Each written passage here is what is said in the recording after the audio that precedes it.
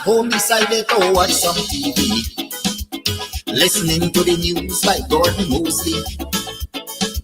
And listening to the things that he say he tracking tonight, paying close attention to make sure I hear it right. But when I hear the things that he mentioned on the news, I had to declare them kind of thing got me confused. I hear some things where the ERC noticing, and it convinced people that people ain't learning nothing. We hear so many times about them big name calling, and they say ERC pretend that they didn't learn nothing. But once you're black and you just decide to say a word or two, bet your life on that, they say ERC coming for you. Listen to the things you just hear on social media.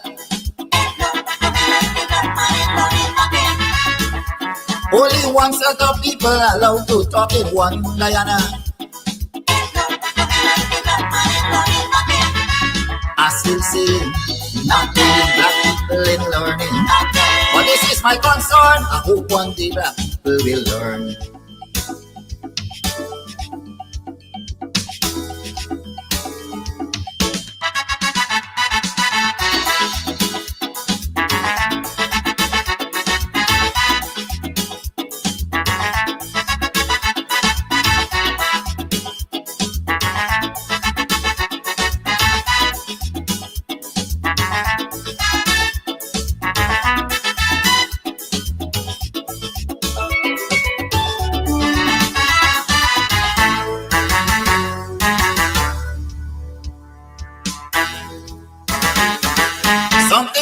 ERC that I would like to know, if any of its members happens to be black people.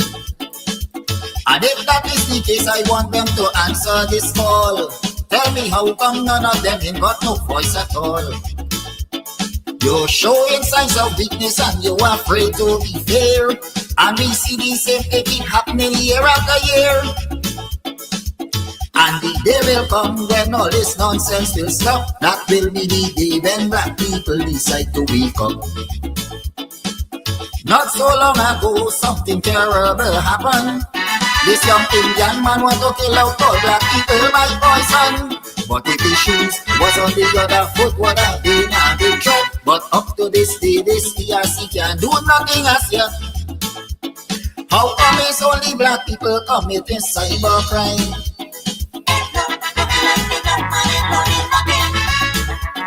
When pretty on social media fussing people all the time,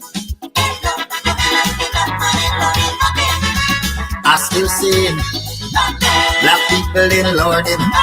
But one day will come when the entire table will turn.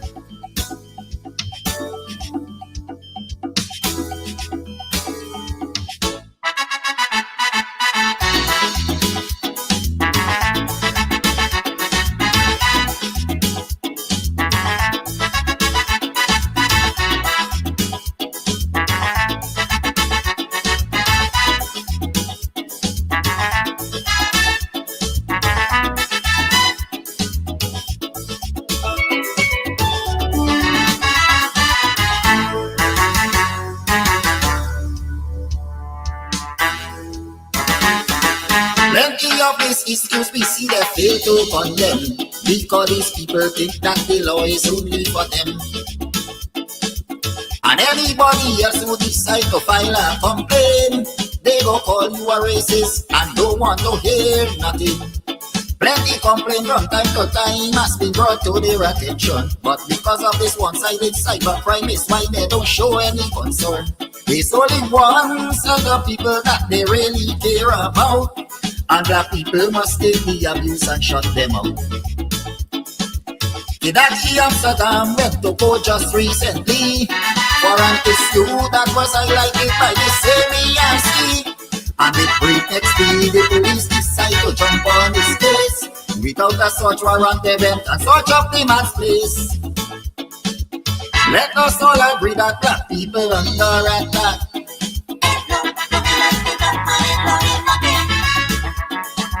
Different laws for you and me just because we black. I still singing. Black people in London. To all my black friends, we must put a stop to all this nonsense.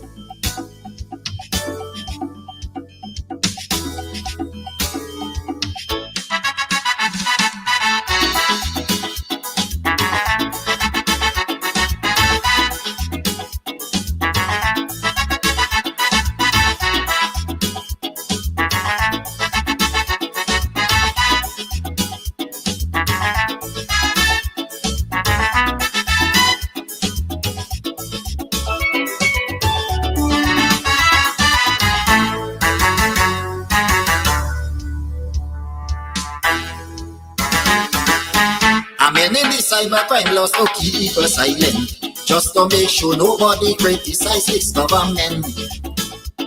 And while that is a very clear case of dictatorship, it is no surprise that the ERC ignoring it. Why only the chosen few is allowed to have things their way, when people like me and you must have nothing to say? And when ministers in the government start to launch their attack, you never hear this ERC come out and talk about that. They send a policeman all the way to New York. This fella went up there to serve a cold summer man with forward. Under this government decide to fabricate a case, but like they forget the warning they get from Black T-shirt jails.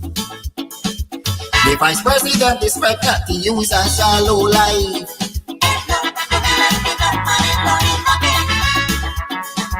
Because of this kind of abuse, he don't have a wife.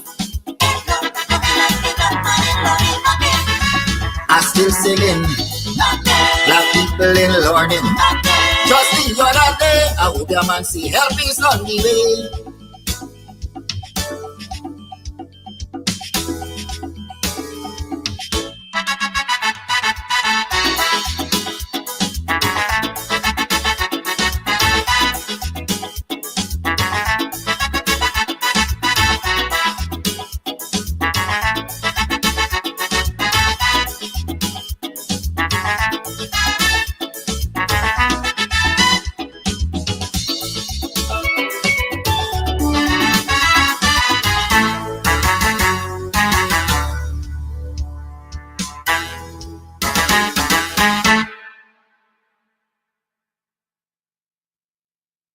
Planning a party? Worry no more. We have all the supplies you need. At EC Party Rentals, we have folding chairs, folding tables, square tables, round tables, long tables, short tables, big tables. We have chairs, red chairs, gold chairs, white chairs, crystal chairs, chairs of all type. Throne chairs. What you want, we have.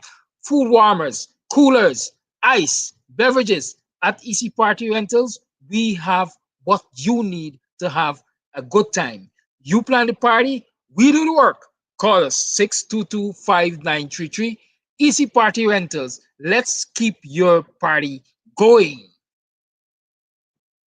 All right, so today we are here at Club Twilight up in Buxton, and we are here to talk about all that's going on up here. Trust me, if you are on the East Coast, you're in Buxton, you're in town, you're looking for a place to get away to, this is the place. The Cutters, mwah. Listen, I'll be having some just now again. We'll talk about that. And then, of course, the ambience is beautiful, fully air conditioned. The decor is on point. The music's on point. Everything's on point. It's just me. I need some work. But everything else that belongs to this club here is on point. So if you want to find a nice little place where you can just drive out of town and have some drinks, have some food, you can call, you can order your stuff and just take it. You don't have to stay. Or if you want to stay here, that's what's up. And of course, they have special events for Valentine's. You can rent a hall. You can rent a hall, honey. You can rent a hall for weddings, for birthday parties, to have a bash. I hope he edits that out. But you know, whatever it is, this is definitely the place to be. So it's on Sideline Dam. You definitely want to ensure that you check this place out. But it's on your to-do list. All right, on your to-do list. This is definitely the place to check out, you know, a really cool, chill spot here in Buxton. I like this. This is Buxton needed this. We needed this. I needed this. You definitely needed too. Thank you. All right, so you might be wondering where we are. Still in Buxton at Club Twilight. That's where we are. So Club Twilight also has like an Airbnb as well. So you could come, drink, drunk, and come in the back here and lie down. Look at that. Look at that. Perfection. And the people come in the room and so on. The bed sheet matching the blind, matching the carpet, matching the this, matching the that. We know what we things in Buxton don't play with we. So definitely if you want to come and you may be having a wedding or whatever and you just want to overnight and just have a good time because you're going to be drunk. We got too much road accidents.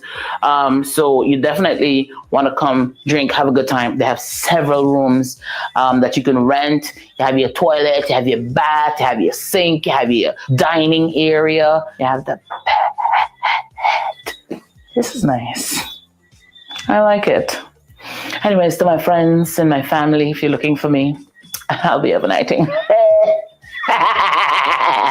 Also for those persons who are traveling in from overseas, you want a nice, cozy place out of town, then Club Twilight, call them up, look them up on social media. They have their own Facebook page, and ensure that you come up the side and have a good time. Have a good time. Have a good time. I'm sorry. That's it. We ready, time to remove the Guyana, this is it, the launch of the APNU Coalition campaign on Sunday, July 6th on the Square of the Revolution from 4 p.m. Come meet our candidates. Come out and hear about our people-centered development strategy that puts people first. Come hear from our Prime Ministerial candidate, Jurita Fernandez, our presidential candidate, Aubrey C. Norton, and others. On Sunday, July 6th from 4 p.m., the Square of the Revolution will vibrate with a people-powered campaign. APNU, putting people first. We ready, time to remove the cut. I'm feeling it now. Stop running around like headless chicken. Go to Ashton's Marketplace for whole and cut chicken, beef, pork, processed meats like bacon, beef franks, smoked ham, ground pork, calabresa, and lots more. Ashton's offers wholesale and retail. Check them out. Call 613-2332 or WhatsApp 434-327-3955. Ashton's Marketplace at 72 Rob Street, Border. Are you looking for tents to rent? Well, look no further. At EC Party Rentals, Sideline and Buxton North, we have tents in all sizes and colors. All sizes of tents we have. Small tents, big tents, medium tents, extra large tents. Call us on 622-5933. We have what you need. EC Party Rentals. Big on tents. Are you hosting an event? Do you need ice, party ice in large or small quantities? Then call us at 622-5933 for the best party ice available. $1,000 per bag. We do delivery. EC Crystals, Sideline Dam, Buxton North. Call to have your orders filled today. Don't be a victim. Beat the heat with EC Crystals. Party ice in large and small quantities. Call 682-7981 or visit us at Club Twilight, Sideline Dam, Buxton North. EC Crystals, pure party ice. You can get meat anywhere, but for the best cuts of chicken, beef, pork, mutton, and lots more, check out T&W Harris Butcher Shop located in the East Ramvelt Market Meat Section. Call us on 609-7168, 641-4494. Ask for Rastaman. T&W Harris Butcher Shop for the best in fresh cut meats and lots more. I can't take it no more. I can't take it no more. Can't take it no more. Imagine 18 hours of blackout and you're telling people progress. Cost of living gone up 100%, yet you give public servant less. Mr. President, listen to the people. Search your soul and you will confess. I want you try surviving on the public face. Then you're gonna know but stress. Cause I done fed up, you done fed up, he done fed up, she done fed up, we done fed up, the people fed up. You're hiding corruption. corruption inside the cup. Look how evil set up. The people fed up.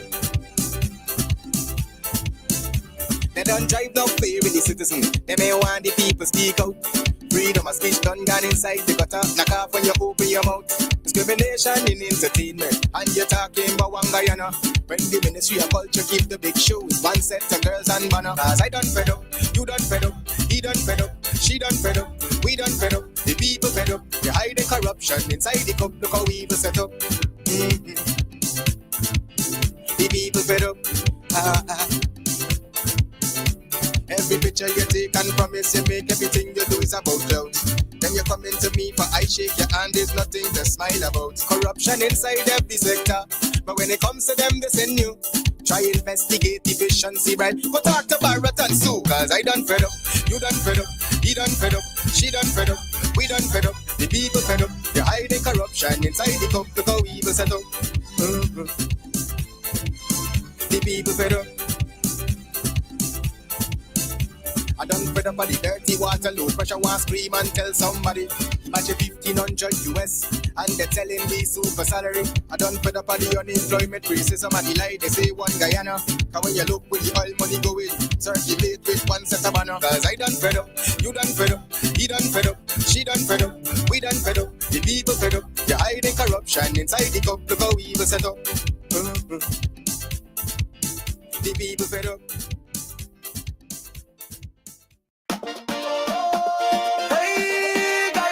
Time to rise up, time to move up.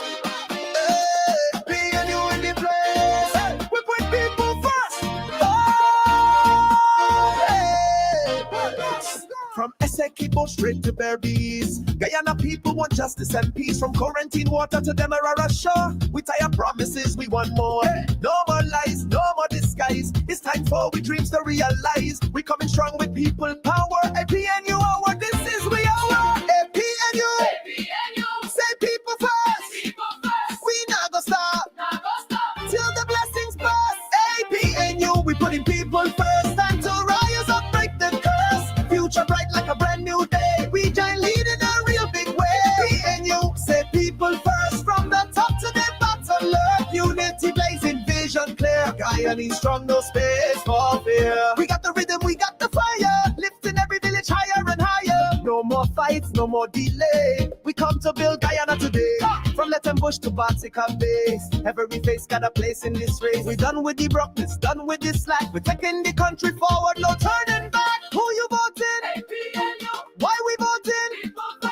Tell the nation. Let we go and claim the prize. APNU, we putting people first. Time to rise up, break the curse. Future bright like a brand new day. We dine leading a real big way. APNU, say people first. From the top to the bottom, of unity blazing, vision clear. Guyanese strong, no space for fear.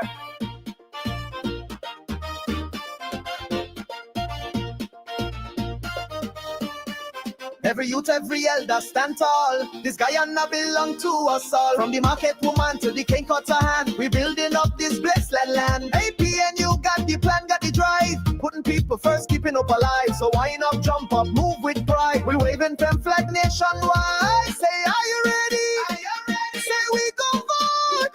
Say, APNU. APNU. People first. APNU, we putting people first. Time to rise up, break the curse. Future bright like a brand new day. We giant leading a real big way. APNU, say people first. From the top to the bottom, of unity blazing, vision clear. Guyanese strong, no space for fear. We outside in sun and rain. We putting people first again. APNU, we lead the line.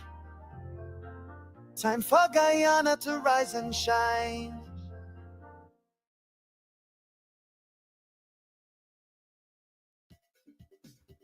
Be ready, time to remove that curse. Morning, are you morning? Welcome to another program of the Guyanese Morning Time. I am your host, Kidaki Amsam. How are you doing? How was you yesterday? How was you last night? How are you doing this morning? I see they send them out early o'clock. One of them named Harmond. He said PPP building bad roads. So what the PNC bill. You understand me? Don't worry with them.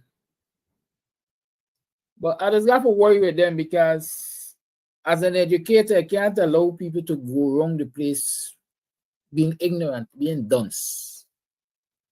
As a remedial educator, we always say, don't label people. We don't label our students. We don't call them dunce and hard-headed and racket and hard to learn and stuff. But hey, when you turn adults and you behave in such a way, I have no option but to call you a dunce. Because even while I was explaining that the PPP building bad roads, I was also explaining what the standard was that existed before the PPP disaster. Yeah? I explained what the standard was before the PPP disaster. And those standards were set there by the PNC. The PNC of Forbes Burnham, Desmond Knight. We hadn't the kind of resources. I'm going to continue to repeat that. We hadn't the kind of resources that we have now to build infrastructure in this country. And the infrastructure then was far superior than what we're building now. Come on, man. If you go into certain communities, you would still see clay brick roads, for example, that are standing strong. And those clay bricks weren't imported from Trinidad or wherever they're coming from. They were made right here in Ghana. We had clay brick factory.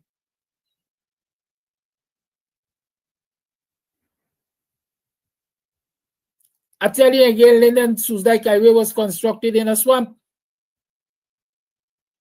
And look how long it has lasted. The PPP can't get it right yet to fix it. Ask the Londoners how they're struggling these days because PPP said they're fixing Linden Highway.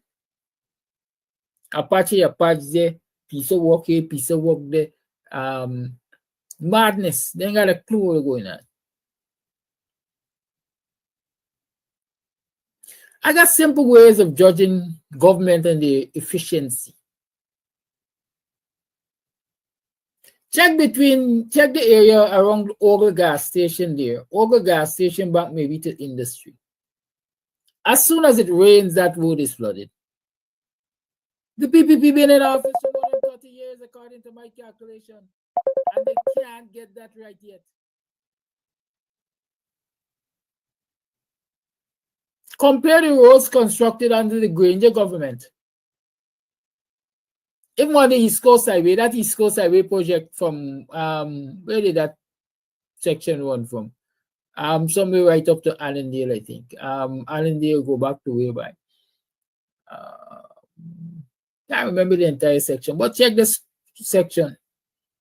In Parliament, the PPP described it as unsafe because it is a glass bottle road. It is that smooth. Y'all show me the PPP match the quality of the road.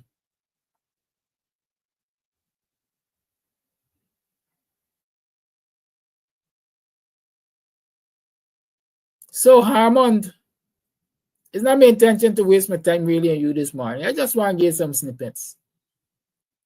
Check the quality of educational institutions constructed in this country under the PNC of Burnham and Height versus those constructed under the PPP.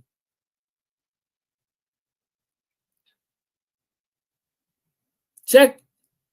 You know, I woke up this morning thinking, without even seeing this, because I'm a person, when I talk about things, I continue to think about them.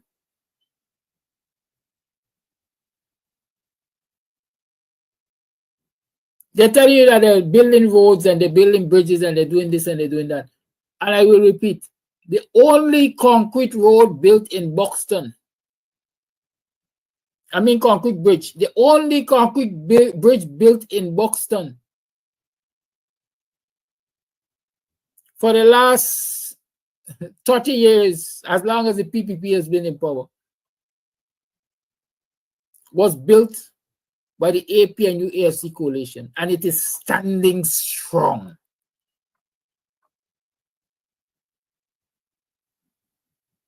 And it's an exhibition of vision, because here the road leads to, at the time, the bridge led at the time to a road, I don't think it was surfaced as yet. But they knew that at some point in time, we're going to surface this road because people are going to the back there to live.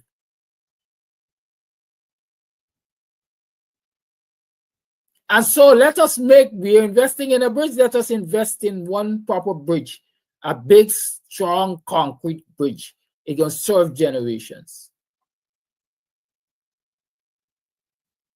Building materials will be transported on trucks over this bridge and it will not break. They built a big fancy, as they call it, fancy it is, Lenora Market, and they couldn't do a proper concrete bridge. They built a timber bridge. You see the other day a truck broke it up. They ain't got vision, Hammond. Don't back them. Don't back them. In the limited time that the coalition has had in office, let's show that they got vision. Let's show. Somebody said yesterday when they were asking who would be the Minister of Public Infrastructure, somebody said Patterson. You know why the person has the confidence in Patterson? Because he has left a track record of building properly. He has left a blueprint, even left a blueprint of what roads should look like in Guyana. With shoulders and sidewalks and everything. The quote-unquote boardwalk project that they're doing in front of Kingston and give to the friends and families and favorites. That was the brainchild of the coalition government. I think some time ago, I tell you, I checked Wakanam. I think it's Wakanam, one of the Essequibo Islands. Wakanam. Or Supanam, but I think it's Wakanam. Where they transformed that entire riverfront there for the vendors and travelers. It ain't sailed away into the ocean yet. It's standing strong there as a testimony to people who got vision and people who know what they're about. Okay, Harmond. I could go on and on and on and on, but sometimes you ask yourself, what's the point? What's the point? Because they ain't got none so daft as he who refuses to learn. As I said, some of y'all would see your name on cake and y'all would eat it and not even recognize it's your name. Loyalty is good. Blind loyalty is fished up, man. Instead of Wiki Jackie, the PPP is a bundle of crap. They know what about. Well, they know what about. Because they know about thieving the nation resources, misappropriation of funds. All of them should be locked up. Every single one of them.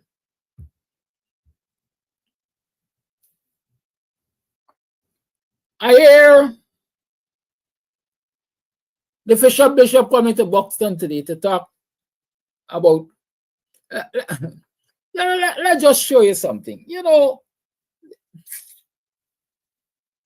4 o'clock this morning, I think there was about the time.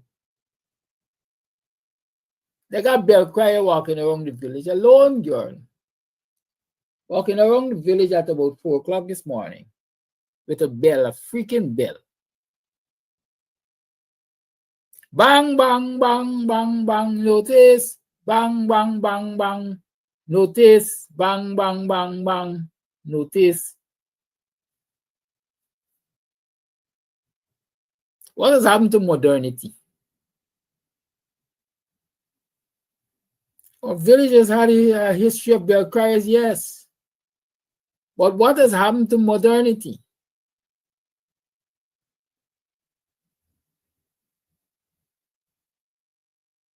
Like I usually say, all let us do is do enough, just enough to say that they have done. So big old LJ coming to Buxton, my understanding is to talk about contracts.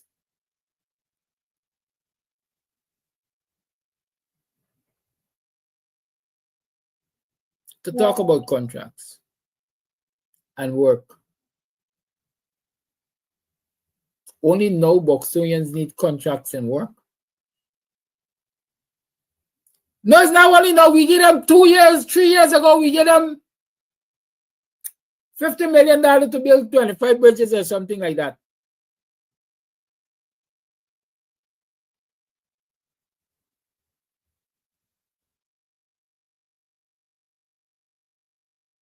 So only now they want $50 million more.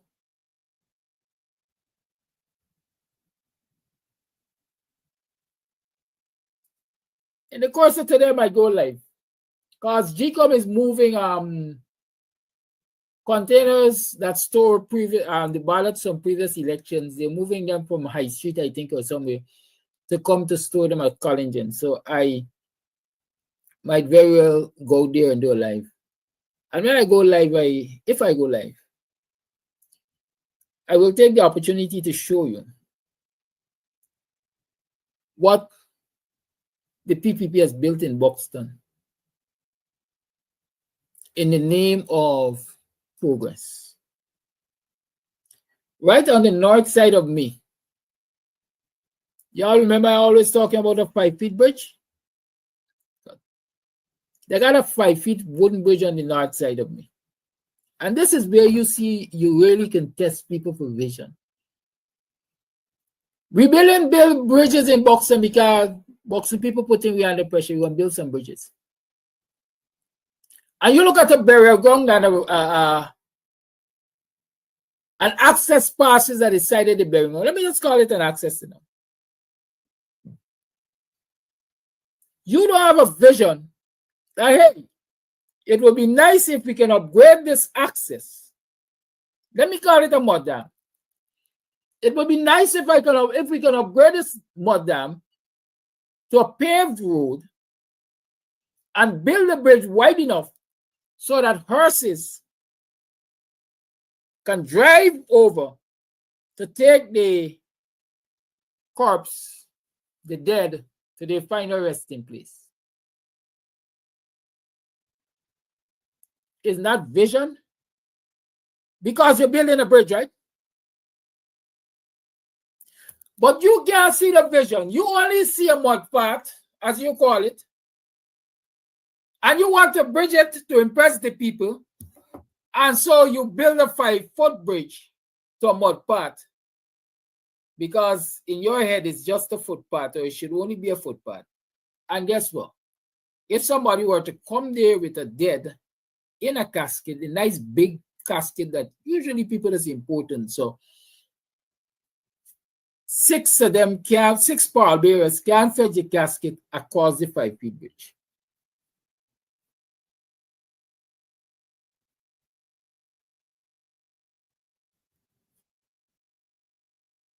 You have vision. You couldn't even conceptualize that, something as simple as that. But here where it gets worse. After building a 5 feet wooden bridge, you come and you build an 8 feet concrete strip to cover the mud path.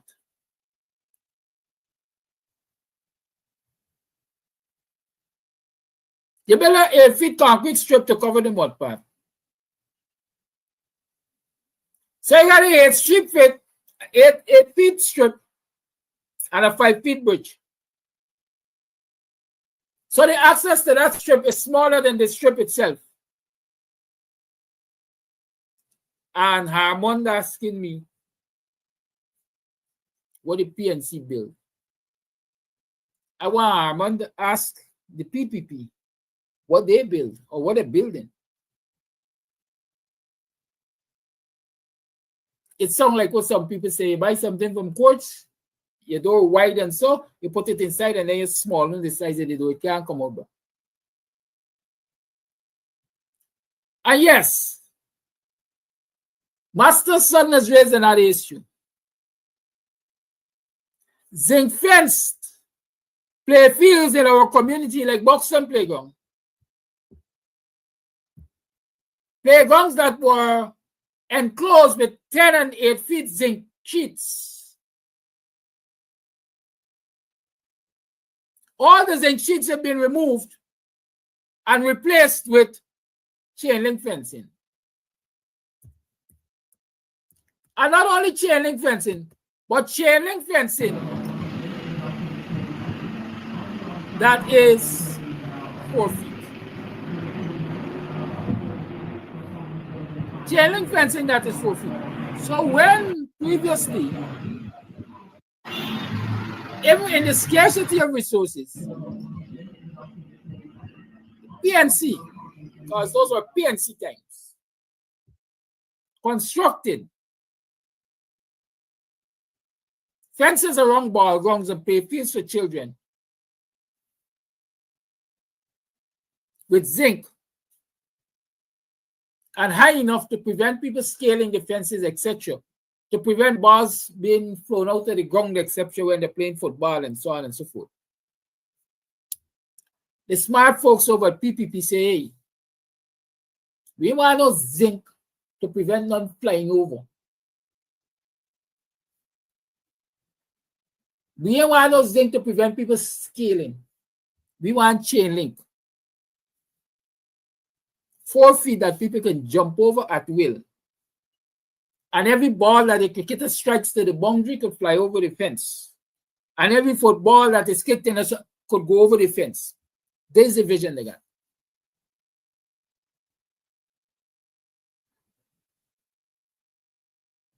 But the coalition, the AP and UWPA coalition, will build stronger and they will build better.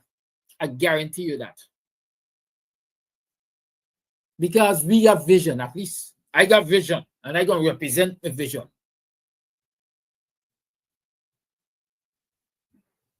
I'm a modern man. I might be a 70s child, but I'm a modern man.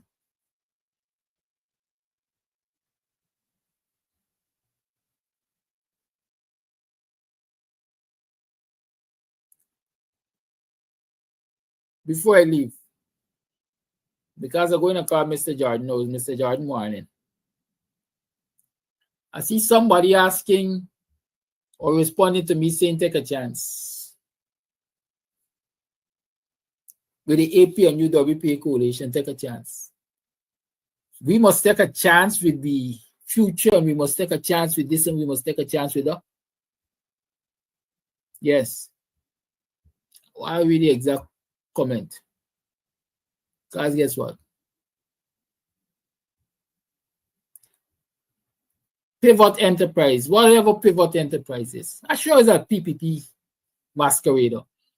Take a chance with your future, your entire family future. Vote for a bunch of power-hungry clowns who only care about themselves. Lotto, bingo, AP, and UAFC, PNC.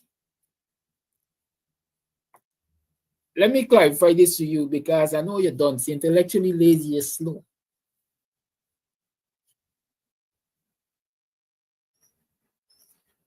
Putting your trust in any political party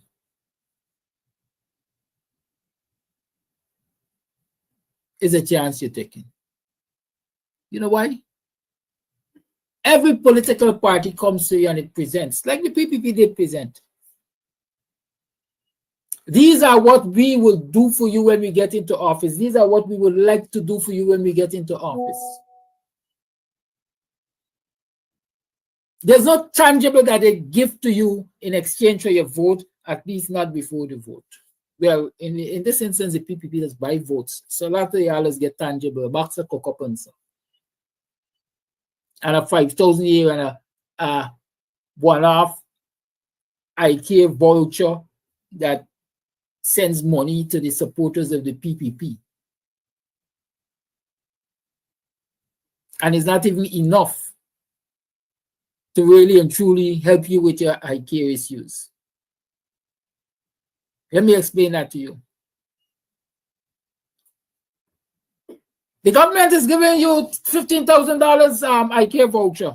I didn't even know if it's so much money, but let me call it $15,000 IK voucher.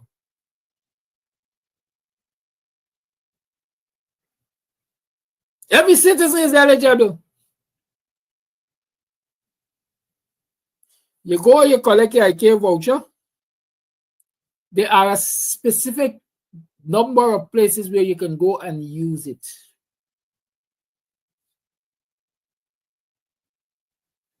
You can go any and everywhere. You can go to an eye care specialist of your choice. For example, since I was a teen and I started wearing spectacles, my eye care specialist was Dr. Carol Bacchus. I can't take my eye care voucher and go to Carol Bacchus because they ain't got you on the list.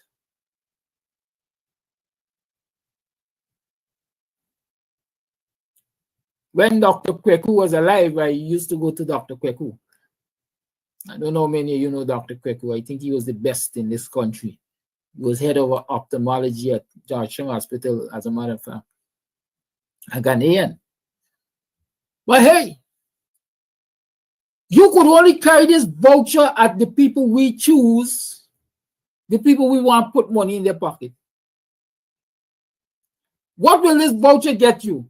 When you go with this voucher, you come to find out that this voucher could pay for your eye test. They're going to test your eyes. They're going to tell you, I don't know, in this country, everybody needs a pair of spectacles for some reason or other, you know. They're going to test your eye. They're going to tell you, well, yes, you need spectacles. The lenses cost $30,000. And the frame that you choose, the price is dependent on the frame that you choose. And the cheapest frame is about $25,000. So let me add 30 and 25 is $55,000. How much the government gave you? $15,000.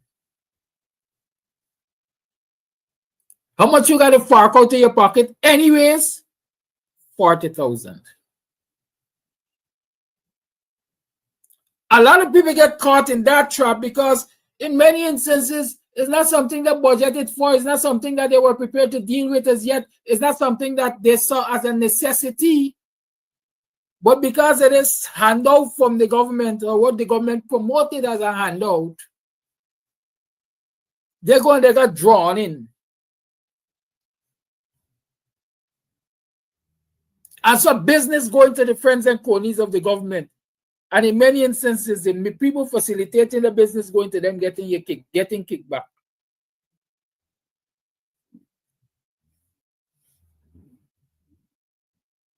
But a lot of you are singing the praise, saying, hey, the PPP giving me healthcare voucher. Have you sat and analyzed really and truly that a healthcare voucher is really promoting someone of the PPP's friend's business?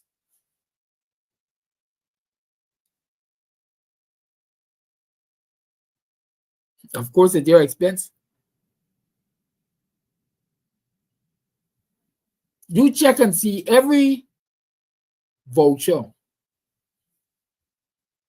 that the PPP says that they've given you directs you to a particular merchant.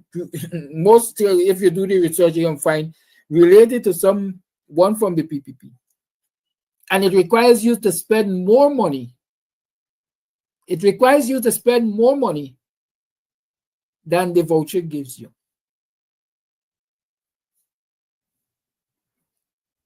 What kind of fool are you? And then you're going to argue and tell me, the PPP doing well for we who don't want to tap up. The vouchers are tap up. I could have gone collect voucher for me, my granny, my auntie, my cousin, my dead body, all of them, and they didn't have to turn up. I could have signed and collect all them voucher.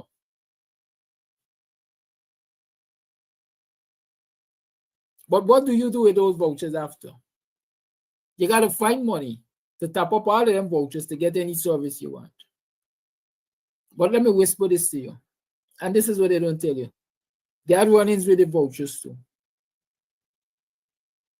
They got some places you could have carried the voucher and redeem it for a fraction of the value.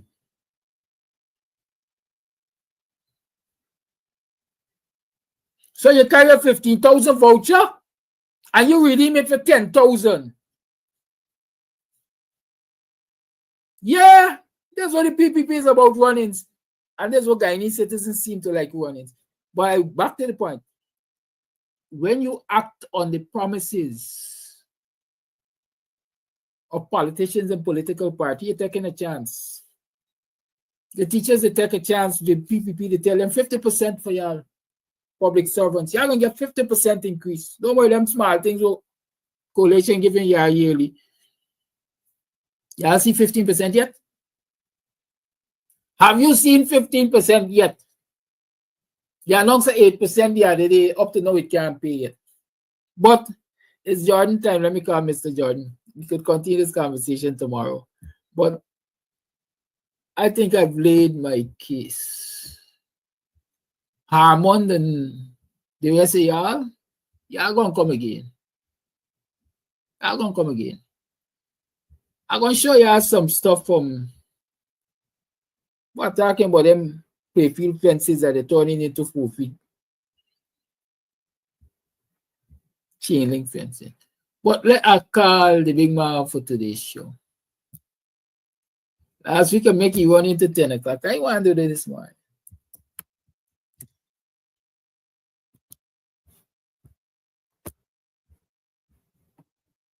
Fed up, y'all. I have defense of this kleptocratic.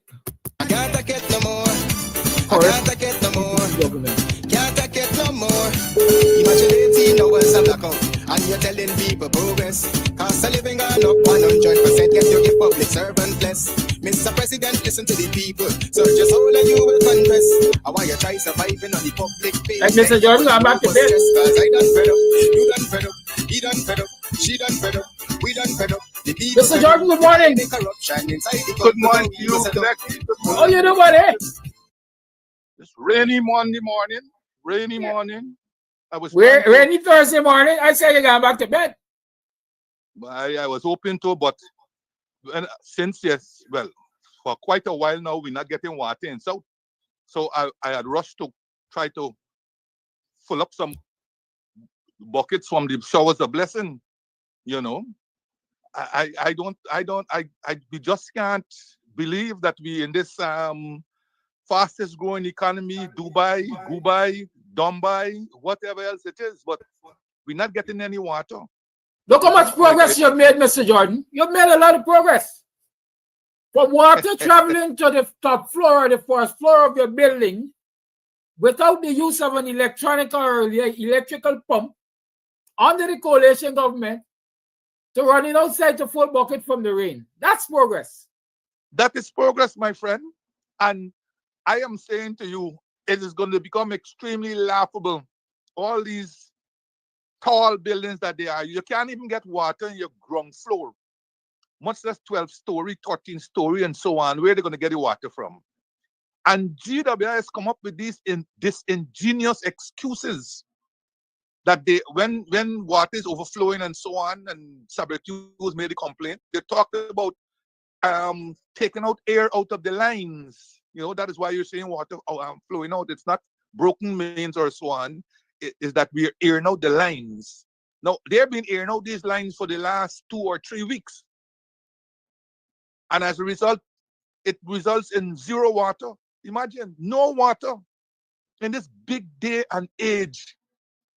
And they can do that 2 months out of an election. You pass into South, it's like a place that was bombed. It's like a crater place. You go to Arby Barker Street, look at the condition of Arby Barker Street. 2+ years on, look at the condition of that street. A quiet neighborhood named South Rhineville has now turned into this chaotic place, you know. And I don't know, I mean, GWI and GPL and all these places, they should just put them in a canoe and sail them down the Atlantic, you know, because But you sure they're going to get water for flow the canoe, or you're going to get water under your heart? Look, whatever it takes, let it go. Let it go. And if people don't treat these incidents not as aberration, because this has plagued us over and over, and every time the coalition government or a government looking like the coalition comes in and fixes it, people get sweet, they get complacent, and everything else. And then they forget how these things came by. And they're tricked into voting the others. And look what they get. Look what they get. A government that has been there 5 years, that had money to burn, as we call it, more money than this country has ever seen, is running helter-skelter like chicken without neck to convince people instead of putting out their achievements. They're running helter-skelter like chicken out neck to bribe people at this late stage, run into communities, take $15 billion contract, take another cash grant to go workers, take this, take that. Imagine you got to, at this stage, 5 years getting all that money, and you got to turn around and bribe people for them to vote for you instead of you showing them what you have done with all this money in that 5 years. And Ali waking up at 5 o'clock in the morning to tell you don't do this, and security and this and that and all kinds of stories, scare tactics to pull in the horde. After 5 years of the greatest sum of money that has ever come to this country. I hope the voters aren't fooled by this. Meanwhile, in South, we don't have water. We don't have water. And we depend on this little rain. So the rain come in handy, fall whole day, man. Let them see what Dubai and Mumbai can do. Fall whole day. All that money. And all they can do is beat the chest. Beat the chest. But meanwhile, the masses taking a beating. But that's all for them, man. Let them don't become another vexation to our spirit. And let me lose focus, because they are riding high. They are riding high. So we have to find ways and means of how we can ride high. And in 2 months' time, I hope we use that means that we have, perhaps the only means that we have, to tell these people how we feel about them. All the talk about, oh, we're winning by 2/3, we can maybe by a landslide, all the talk has suddenly disappeared. But of course, you know, everybody who know it was just hot air. Hot air. That hot air talk has been made every election. It didn't scare anybody. And it won't scare anybody this time around. But let me spare a thought for those young, those little children, the 10 and 11 and 12-year-olds, who have just got their results of the common entrance. You know, the more things change, the more they remain the same. The change the name from common entrance to secondary school entrance exam to national grade 6 assessment to all kinds of things. And then we still boil down back to gravy, common entrance. No matter how much they change it, it got this stubborn knack about remaining the common entrance. Even the ministers, them calling it the common entrance. It's easy to remember. A rose by any other name, it's still the same rose, and it perhaps smells just as sweet. So the common entrance results came out yesterday, and there was our goodly Minister of Education thumping our chests, beating our chests, preening our feathers, our plumes were all out in glory at the success that had been recorded. I want to say congratulations up front to all those students who quote unquote made it. In particular, the 177 names who made it to Queen's College, the dominant, preeminent school in the country. Praise to them for their hard work. Praise to their guardians, parents, teachers, and not forgetting the extra lesson teachers. Praise also go to all the pastors who prayed, and all the friends and family and all those who contributed in no small way to the success of these children. I want to especially single out the number one candidate, Little Miss Tanasha Destiny Hope Mears, who, with a perfect score of 487.88 marks became only the second student at the Common Entrance to achieve that distinction. And at 10, and she's just 10, she's among the youngest to have written that exam. And at just 10, she has shown a remarkable poise and resilience. And I am hoping that she will do well. I say hope because these exams have come to mean a make or break. No matter what people say, they are make or break. They are make or break. And as you travel the length and breadth of this country, you could see all kinds of different reactions and emotions and so forth, you know, from laughter and joy and tears of joy and so on, to bombast, to recriminations, you know, and so on. Like I said, those who have made it to the top schools and so on, your hard work has paid off. But I often wonder sometimes whether the pain of the achievement was worth it at such a tender age. Because I've seen so many students who haven't got the accolade of getting to Queens or one of the major schools fail to live up to expectations. And the same parents and whoever else were hugging them and kissing them at their great success at the Common Entrance were the ones with very long faces when they failed to live up to expectations at these preeminent schools. And the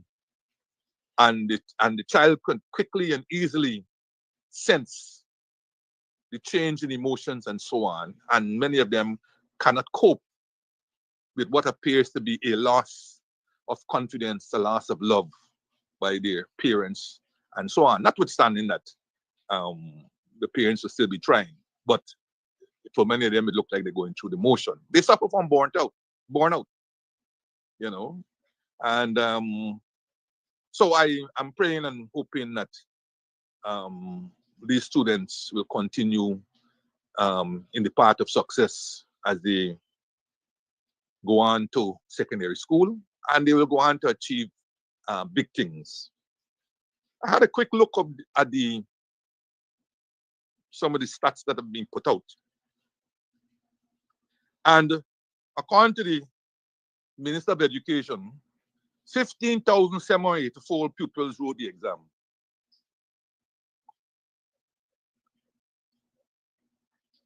Of which 63.7% scored 50 and over marks overall. That's not a bad pass rate, especially when it is considered that, one, it was the first time that an overall pass rate of 50% has been achieved. And that as far back as 2015, I think, or thereabouts, there was only a pass rate of somewhere under, I believe, 40% or so. But still, while 63.7% would have scored 50 and over, it means roughly 36.3% or thereabouts would have been considered to have failed. And that works out to roughly about 5,840 students who would have been considered as failures. And in this society, unfortunately, failures suck salt, especially at this early age, and which again, as I said, is extremely unfortunate that a 10, 11, and a 12-year-old can be considered a failure so early in their life. And how we treat with those failures. Because for one, they aren't going to go to the best schools, that's number one. Two, they are going to end up in schools that don't have the resources.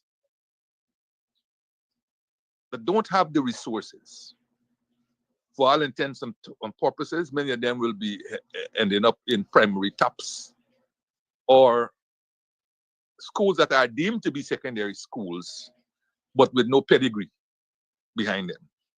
And with no pedigree means that they don't get the attention by the ministry or the region, the attention that they should deserve. Because those who do well, the argument is that they will do well anywhere and under any circumstance. It is those who don't do well that you should be paying more attention to. But when you look, for example, at the spending per student at, say, QC, versus the spending per student, say, at Salem Secondary School. I'm just making it up. I don't know if they got a secondary school named Salem.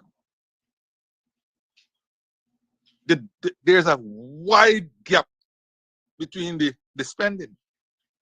Yet the students who will end up at Salem Secondary School are going to be in the low 10% percentile of the students who wrote the exam, the lower 10%. And they're the ones who will need the remedial teaching, who will need the greater attention and so on. But yet we spend most of the money in the schools where the students don't need that much attention. Because after all, you're taking the cream of the crop, the top 0.0000 something percent of all of those who wrote the exam and placing them at QC. So the competition is there, among the students. Most often the parents are of some means.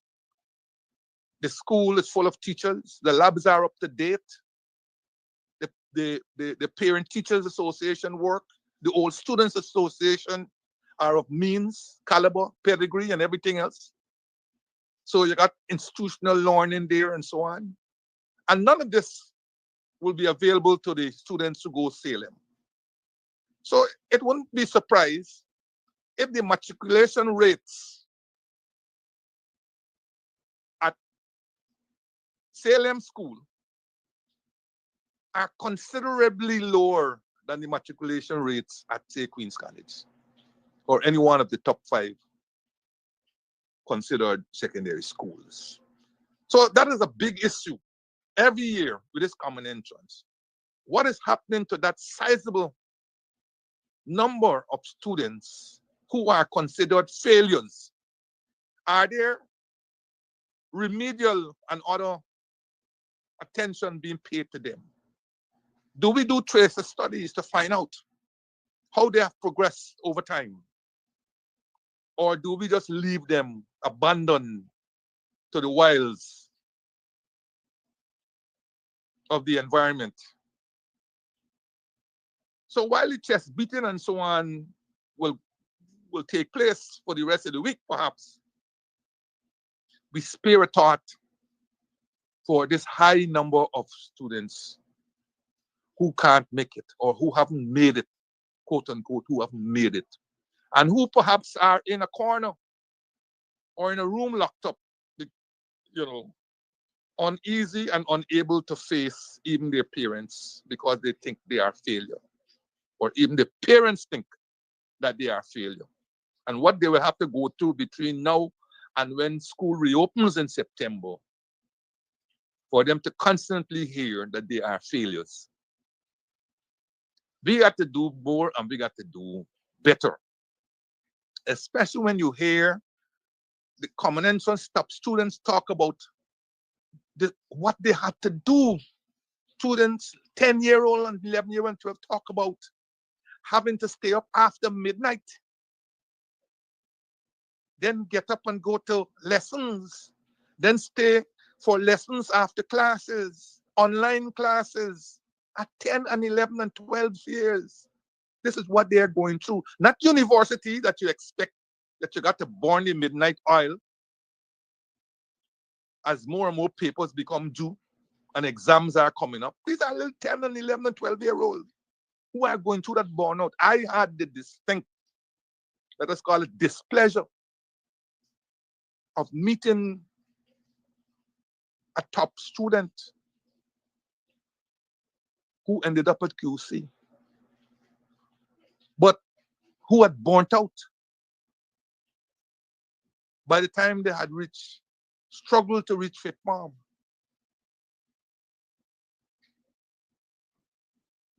And I was tutoring him mathematics, preparing him for the exam. Burnt out. I'm not saying this is the case of everybody and so on. But I know and I'm familiar with at least one long-serving teacher at QC who was always concerned about the burnout of students, many of the students who came to the class. Their inability to cope with the work, their inability to keep up with the Joneses. And that's another story. A lot of poor people tend to end up at QC. But sooner than later, they find out that in terms of class and so on, social class and so on, they don't fit in. They don't fit in. They see their peers, some of their peers, arriving in fancy government vehicles and other kinds of vehicles and sporting all kinds of different accoutrements, who seem to have money to burn, who seem to be able to do all kinds of things, well-dressed and so on. While these students from poor families look on in wonder. I'm not talking air talk here. I was at one time the treasurer of the Parent Teachers Association at Queen's College while my daughter was attending there. And as treasurer, we had to help a number of students, poor students. And we had to go to the homes of several of them to convince their parents to send them back to school, and that we will meet things like transportation costs and so on, because the parents could not afford it. They were not willingly keeping them at home, but they could not afford it. And so you have these challenges. And with Granger's buses removed where they could have got free transportation and so on, we need to spare thought for these people, because a $50,000 one-off cash grant, annual cash grant, can't cut it. Can't cut it. And we, as I said, we must be able to do tracer studies to find out, for example, where are our top students, or top 10, or top 1% of students in each common entrance? Where are they 5 years afterwards, and so on? You know, how have they fared? How have they fit in? And so on. We must be able to do this and learn from these lessons. And learn from these lessons. The world is changing, and we seem to be static where that is concerned. Some other numbers that seem to have come out from this common entrance, of course, is the fact that the Ministry of Education only showcased the 177 pupils who made it to QC. And that has its own problems. Why? See, the cutoff mark of QC was so high this year that if you got 0.01 below the cutoff mark, your name wasn't mentioned. You were heading to Bishops, but your name wasn't mentioned. You know, And I can imagine how the parents of the person who is just below the QC cutoff mark saying, well, what happened there? You know. So this business about printing the names of people of the top 0.0000 something percent of students, and I think the Ministry of Education should revisit this thing. If privately the schools or the parents or whatever want to take out ads to showcase their school's performance or their child's performance, that's fine. But I think the Ministry of Education should desist from publishing these names to people, to QC only. Because in many ways, first of all, it represents 0.00000 something percent of the 15,784 pupils who wrote. And secondly, it is not a true reflection of, say, even the top 1%, the top 10% of those who wrote the exam. Because the top 10%, that will be what, 1,578 students. Or not the top 10%, 10% of the 15,784 would just be one. And again, as I said, that also will not suffice. So the recommendation for me would be that the Ministry of Education not be the one to be talking about the 177 or thereabouts who made to QC. Especially when you, the Ministry of Education, says there are top 5 senior secondary schools, and which in any case, you seem to be holding on to a custom that, based on results over the last 10, 15 years, don't necessarily hold. Because I remember schools like Anna Regina Secondary doing exceptionally well at Common Entrance and CXC and Cape and so on.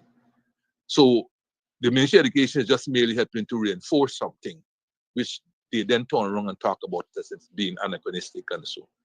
If the schools want to showcase it, let them take out an ad and do it. If the parents want to showcase the performance of their child or children, let them take out the ad and do it. But like I said,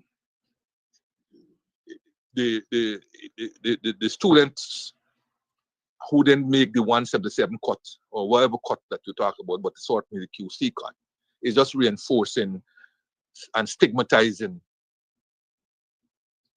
schools, students, and so on, unnecessarily.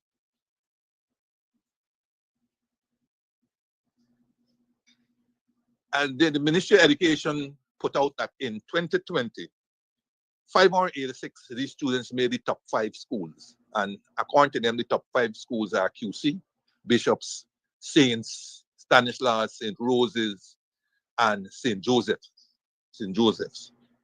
But that in 2025, that number has risen to 901 students who have now been placed in the top 5 secondary schools. Now, can you see that? Imagine of 15,784 students who wrote the exam. 15,784 students who wrote this exam. A mere 701 students made it to the top 5 schools in the country. The so-called top 5 schools in the country. A mere 701. These schools are supposedly the schools with the top labs, the top teachers. But first of all of these schools are school board schools. Right? They're school board schools. They're managed by a school board.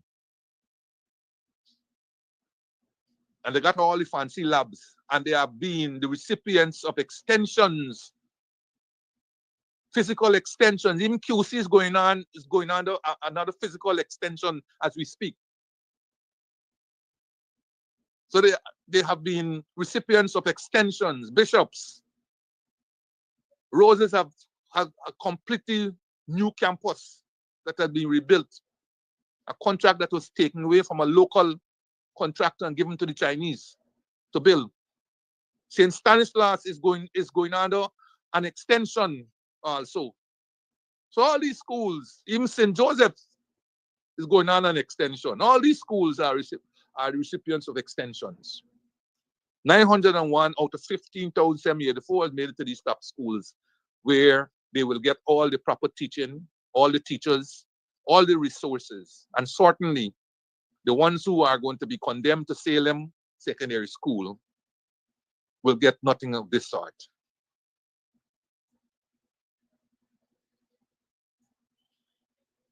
Of these 901 students to be placed at the top 5 schools, slightly over 50%, actually 54.6% of them, or 492, came from the public schools, while 45.4%, or 409 of them, came from the private schools. So they got very, compared to the public offering, this also is a problem. Only 492 students from the public schools made it to the top 5 schools, compared to 409 from the private schools. And when you consider the private schools offering in terms of students in the common entrance, in these 15,784 would have been considerably less than the public schools. So notwithstanding the massive increase in expenditure, you still having a disproportionate spending,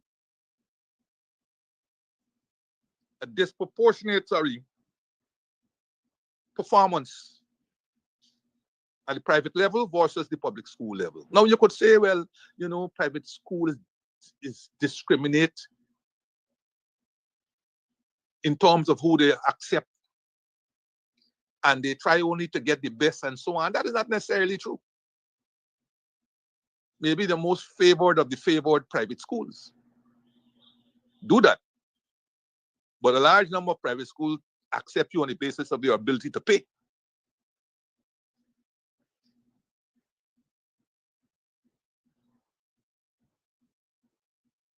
So these are issues that I hope after the chest beating and the chest thumping and so on, that the Ministry of Education will focus on. That despite considerably lower numbers being entered for the common entrance, the private sector is getting a proportionately larger performance, successful performance relative to the public schools.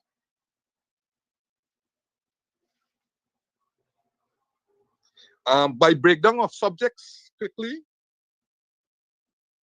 now I see that in 2015, in terms of maths, they're saying in 2015, 27.9% scored at least 50% in maths, compared with 55.51% in 2025. I don't know why they picked 2015, because most likely it is the year they're trying to compare collation versus PPP. But let us be very blunt about some of these matters. Let us be extremely analytical. A student who wrote an exam in 2015, all his or her prior educational experience would have been under PPP, because they would have spent roughly 8 years or even 6 years, what does call it? Not primary one, whatever this called, grade 1 to grade 6. So would have spent 6 years. And if they wrote the exam in 2015, then all the prior years, they would have had their access and their education under the PPP. That's number one. Number two, common entrance would have been written during Easter of 2015. That's somewhere between March and April. The coalition government came into power in May of 2015. So while these, while she did not say why you picked on 2015, I am just putting out there that just in case you picked 2015 because you think it was the year the coalition come in, to spare a thought that all these results in relation to 2015 would have been under the PPP.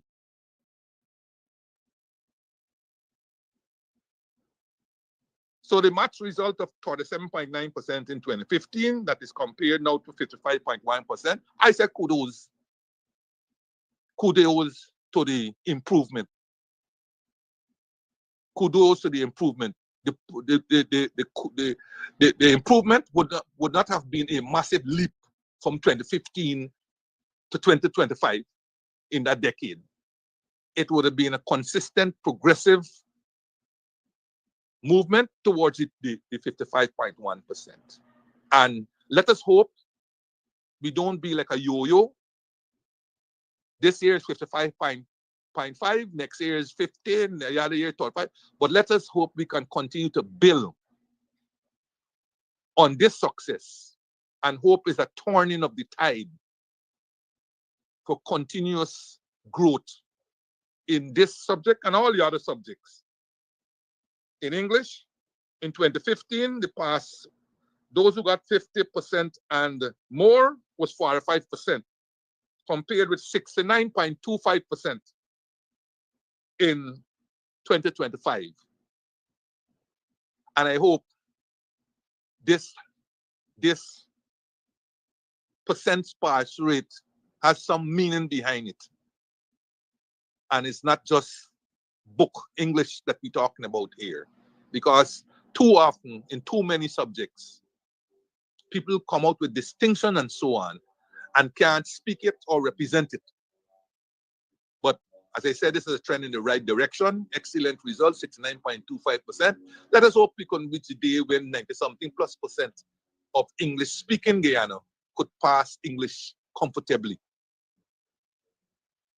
In social studies, in 2015, 46% scored 50 plus. In 2025, 64%. And in science, in 2015, 44% got 50 plus. 50 plus, a score of at least 50 plus. And in 2025, that percentage has gone up to 63%. So fantastic. Fantastic. Every reason to be crowing and beating the chest and so on. But let's hope that this, as I said, this trend continues in the right direction for the sake of Guyana and its human resources. The Ministry of Education also announced, in particular, the Minister of Education announced that 39 secondary schools are being built. Obviously, they love this business about concrete. If it's not concrete road, it's concrete building, it's some concrete. That is their showcase of progress. So she said 39 secondary schools are being built. And this either would result or has resulted. I don't know how the two can go. If they're being built, then they're not completed. But then she juxtaposed the fact that 1,278 students who would have normally been placed at primary tops have now been reduced to 267 after the common entrance. But the fact that they could have, at this time, talk about 39 secondary schools, rather than how many teachers and other resources have been put in the schools, tells you a lot. Tells you a lot. So, like the hospitals, the 7 regional hospitals and the big hospitals, Oregon, all the other hospitals, we just talking buildings without human resources. And it's only, I think, yesterday or day before, that the incoming GTU president, long-serving General Secretary Coretta McDonald, was expressing concern over a new teacher recruitment drive by a US group that is recruiting teachers from Guyana to teach in the state of North Carolina. North Carolina. And she said while she cannot stop people from going for betterment and so on, she was extremely concerned that in a situation where we don't have teachers, more teachers are leaving dissatisfied with the conditions under which they serve, or as a disapproval of their work by the government. And none more so than the brutal strike, I think was it last year, was the strike? The long strike, their own employer government carrying them to court, their own employer government stopping the check off to choke the unions, the lifeblood of the union, which is the Jews. The own government carrying them to court, and notwithstanding the court ruling, taking out monies from their salaries on the strike days. And the unkindest cut of all, their own union president and secretary and so on, concluding a deal which apparently, in all intents and purposes, didn't meet with the satisfaction of a significant number of the teachers, which perhaps most likely resulted in their being booted out in these last GTU elections. So the question is, why is there this disdain for human resources? We like talk about human resources being the center of development and human resource being our greatest asset, and yet we turn around and treat human resource with benign neglect, with contempt. Always is a problem to reward labor. Always is a problem to show gratitude. Always is a problem. We ain't got money, but then you turn around and you got $9 billion in a kitty, disbursing like your head ain't good. $9 billion set aside, disbursing for who you feel like, but you don't got money to pay more to teachers. So how are we going to be able to attract and retain teachers and other human resource personnel? What is our strategy? What is the government strategy? Is it a case of let them go because we are going to go and recruit them from the known places, just like how we recruiting doctors and engineers and truck drivers and so on? Is that what is going to be the strategy? Is that the strategy of the government? Chase them out, let them go. We are going to replace them.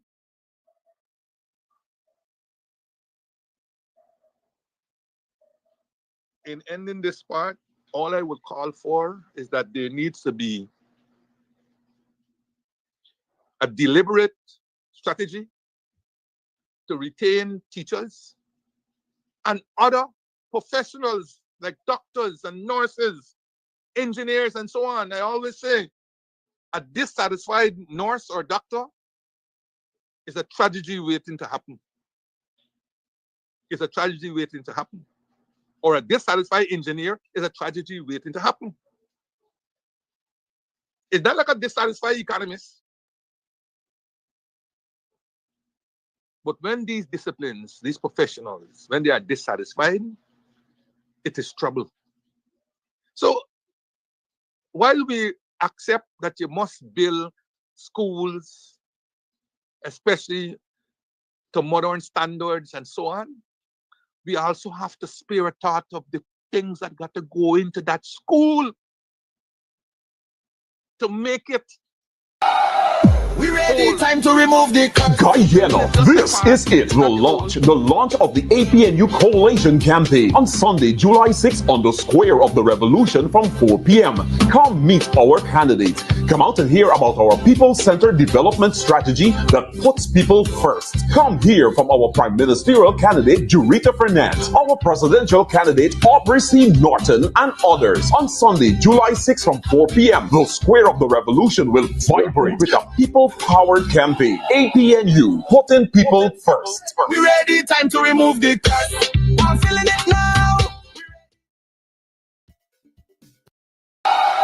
We ready, time to remove the curse. Guyana, this is it, the launch of the APNU Coalition campaign on Sunday, July 6th on the Square of the Revolution from 4 p.m.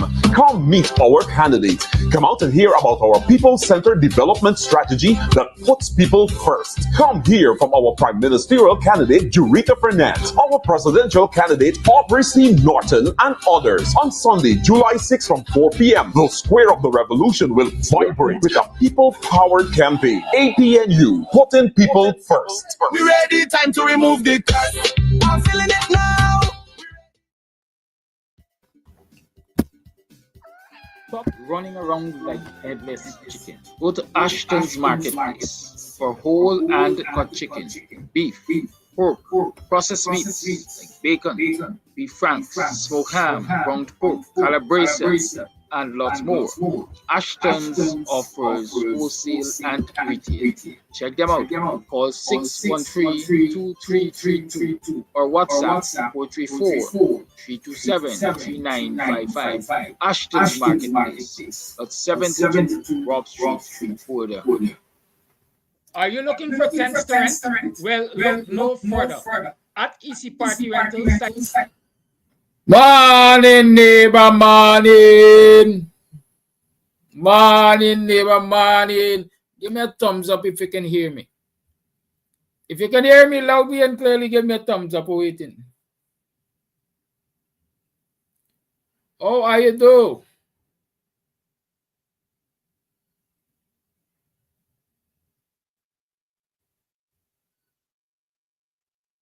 All I need is a thumbs up if you can hear me. Anybody got a thumbs up for me? Thank you, Sissy. So what kind of? How was y'all yesterday? What y'all passed last night? Did you sleep well?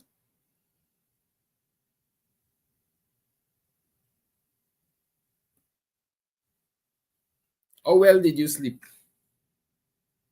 How well did you rest? Because some people sleep and they don't rest. I like me, sometimes I just sleep, but I just be walking in my sleep.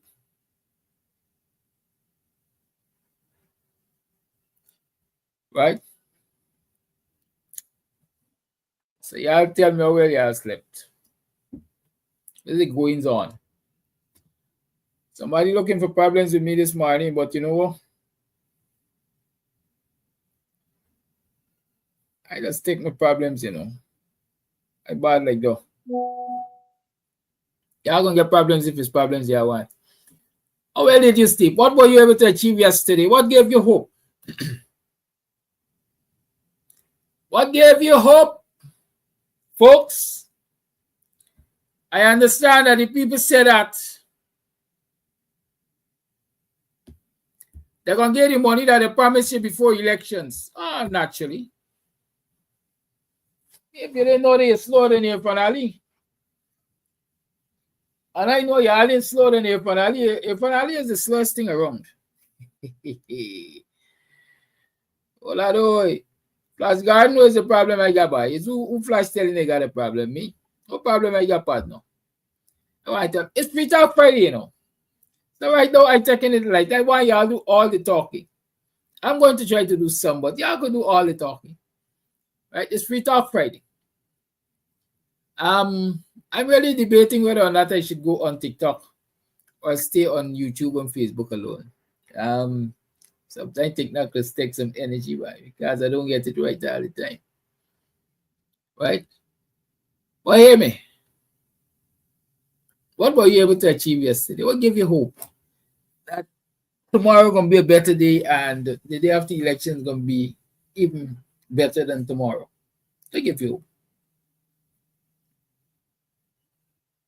But Jack, you're saying that you are gonna get the increases before elections. Let me explain this to you. PPP is doing you no favor by saying that the increases will be paid before elections. It's natural. You have announced in your budget 8% increase for your public servants. It has been budgeted for this fiscal year, or is it financial year? But it definitely has been budgeted for this fiscal year. The fiscal year, I think. Right? And if in the middle of that fiscal year,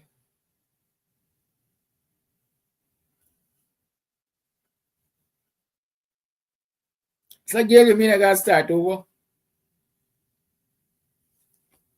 All right. I'm gonna take your advice, you know. I'm not missing no it all. I'll take your advice. I know it's a greater audience and so on, but the confusion that happens when the phone calls gotta be made, man. That's where the trouble is come. Hey, what? We're gonna do TikTok another day. Not today. Today I feel like taking it like this Friday, man. Y'all love me. They have my own way for chance for this moment. Yes. If you budget, let me break it down for you. All right, let me stick with the budget. You budget for this fiscal year that teachers are going to get the 8%. And in the middle or last quarter of the year, you're going to go to an election. It's likely that you will lose the election. Are you saying when the next government takes over, let's say in 30 days' time in October, they gotta pay the 8% that you budgeted for the teachers previously? That doesn't sound like sensible governance to me. Because that 8% would be an unfulfilled promise to the electorate. And so common sense can tell you they got paid increases before elections. So the PPP is doing you no favor. And even when they announce an increase in wages and salaries, there's no favor they're doing you. It's the entitlement. It is what has been bargained for. It is what has been fought for. Maybe, not maybe, it certainly doesn't represent the entire amount that has been fought for, or that the teachers and public servants were asking for. But at the end of the day, it is what you have demanded, at least a portion of what you have demanded, and government agreed to pay you, so they got paid before election.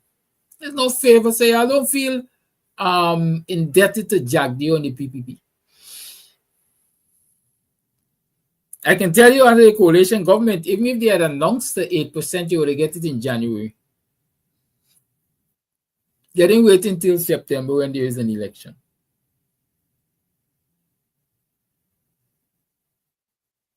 And do you know the value of getting your money up front? Well, let me tell you the value of getting your money up front. If you get your money from January to December, every month, you can invest your money and it will bring you returns. You're going to get interest. Regardless how small your interest is, you're going to get interest in your money because you're using it beneficially every month. But when the government keeps your money all the way into September or December to give you at the end of the year as a retroactive pay, you've lost because you didn't get to accumulate interest on the money. The government has not and will not ever pay you interest on that money, despite the fact that they keep you money for the whole year. If you had your money in the bank for the whole year, you would get interest. The government gave you no interest and will give you no interest. So you have lost apart from the fact that the value of the dollar in January is definitely going to be different to the value of the dollar in September, October, November, December. Look around you. Are prices of food the same now compared to what they were in January? I kid you not. Are the prices the same? Prices are not the same. Prices are higher. And so if you were to get your money in January, your 8% in January, you could have bought more with it in January than you could buy now, and you'll be able to buy. Understand that? So you ain't got no praises to sing to the PPP is supposed to cost them, because they've robbed you, and they've robbed your inheritance.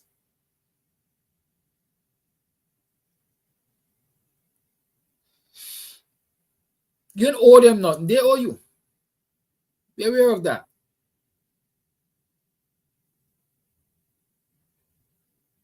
Okay? Be aware of that. So y'all stop jumping up and all, oh, you can get your increase. These people have made us so poor, financially and mentally, that the slightest thing they do that seems so ease our burden, we're ready to celebrate.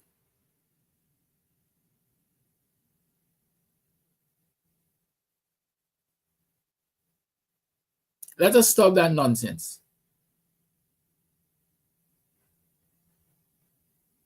How can your oppressors be your saviors? Your oppressors can't be your saviors. As we like to say, history has shown that the plantation owners did not agree to emancipate the slaves, to set the slaves, well, not those damn slaves, to set the enslaved Africans free because of the goodness of their heart. But they recognized that the system was going to implode or explode on them. I said they were at a point where they had no choice. But hey, let me save face. Let me make this grand announcement that, hey, we're going to set you free. And make them indebted to us. That's what the PPP is doing to Guyanese. Make y'all dirt poor, make us dirt poor, and then say, hey, we're going to lift you out of poverty. We're going to get up 8%, 10%, 12%. But y'all didn't see these things? Y'all buying it hook, line, and sinker.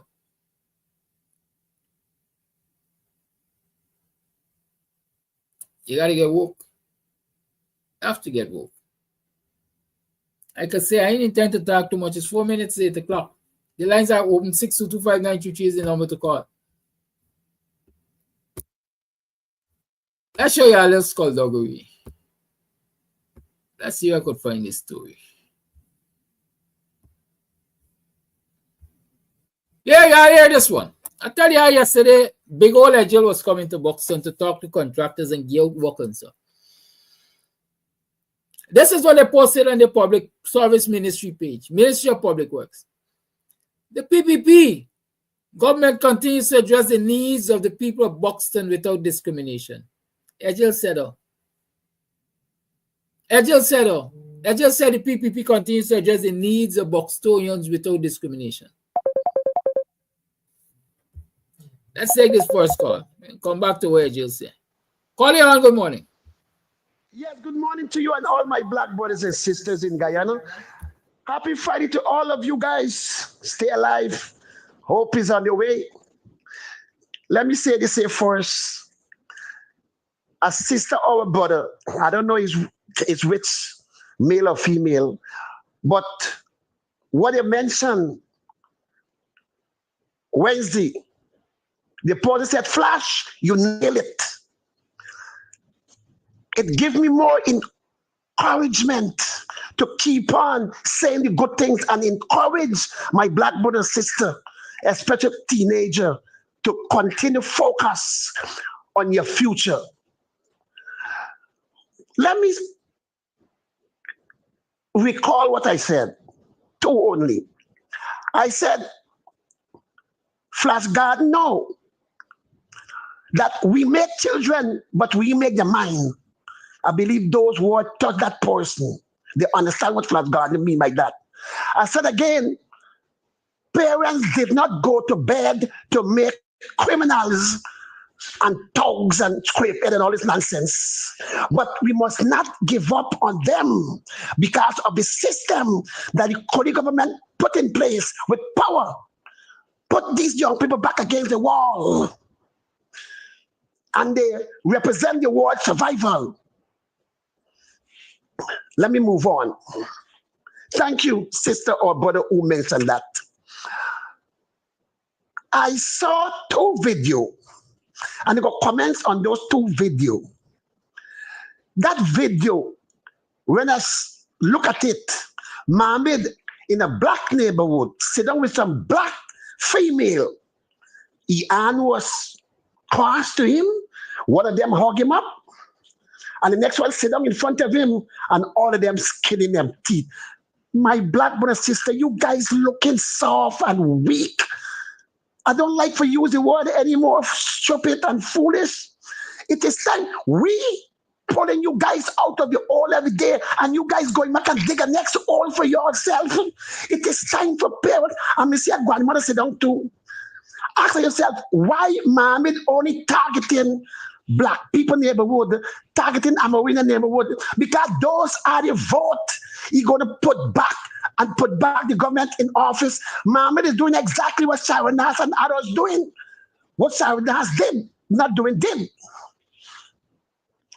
Why we cannot come to our sense is 2 months. Forget victory for young people, not for Flash Garden and others. It's for young people's future. Look what that Cody lady judge did to a young man who sings song.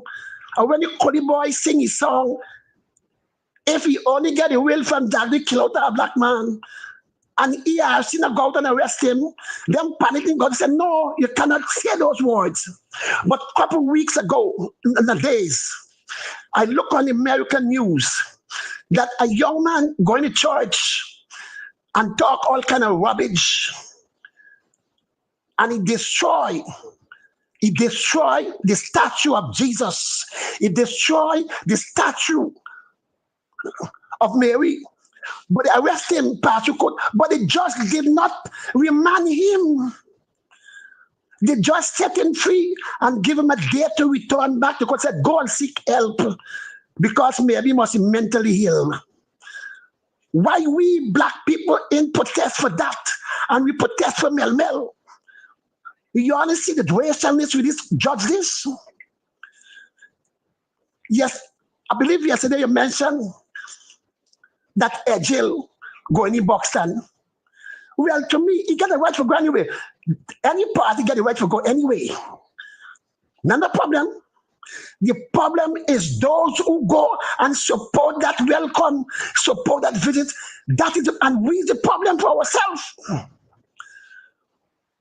We have to stop support these criminals, them coming into the village neighborhood all 5 years, them killing and punishing. Jill is the one that tells some black people, you have to move. If you have to move, I come in, but I move. A black girl said, Jill, we don't have nowhere to go. Boxing people, you listen to the Flash Garden, Jill tell them plain, I don't care if you don't go into the palms. Or Jill, your days come, you're going to palms. Are you sight? Not Flash Garden, are you sight? The girl said, Jill, you know, remember me? Jill said, no, me work for you. Me work for PPP Party 2020. Jill said, I don't care what damn you take up your blood money. And black people, are you going out and sit down and listen to these criminals? They may want better for black people. They want to keep on punishing black people. But let me say this before we go. God tell me, let me mention these words to ERC, to that wicked judge and the wicked government and supporters. God said, Flash Garden, remind them the story of Cain and Abel. When Cain killed Abel, kill, not slap, not punish.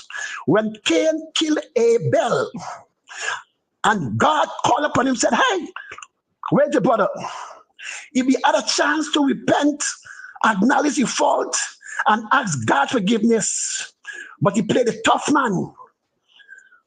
He said, Lord, I'm not my brother keeper. Explanation. No, don't ask me that question. You go look for Cain. I'm Abel. Explanation now. But here what God did, when he finished answer God, God speaking to the people them in the village, God words, don't touch Cain. Vengeance is mine. And ERC, them pandit and them judge who are crucified baby skull because he sing one song. Government and supporters, God wants like vengeance is close to all of you guys. And you have a lovely weekend. Flash gardening Rachel. God speaks to a preacher before he get on this program. The man said, flash and Rachel. That's all he said.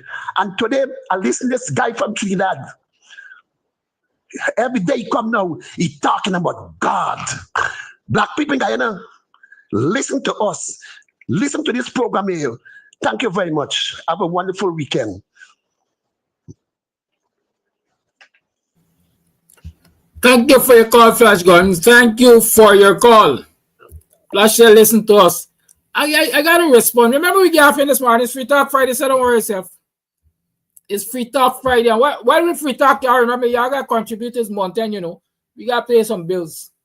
We got to step up this thing. We got to step up with bill payment and stay current and so, because we don't take this election season and so expenses going to rise. More gas got to buy.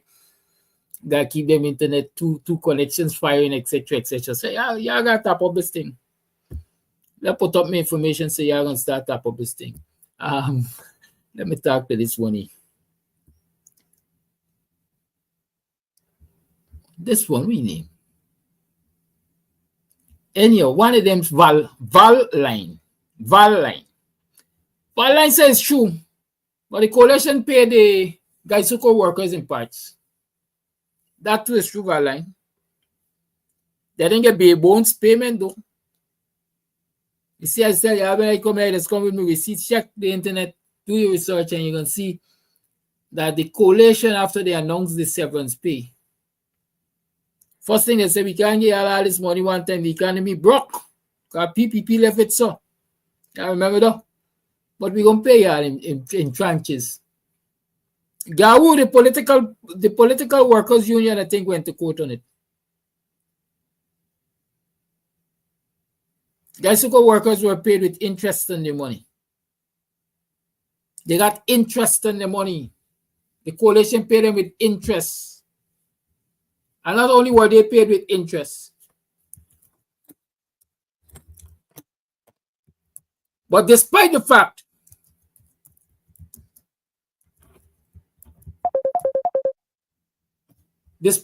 that they were paid with interest, when the PPP came to office, what they do? They take more we money and they give them. Caller, on. Good morning. Caller, you are on. Good morning. Good morning to you, Mr. Gaddafi, and all your listeners. I like to address some stuff that I heard during the process of the week with your program.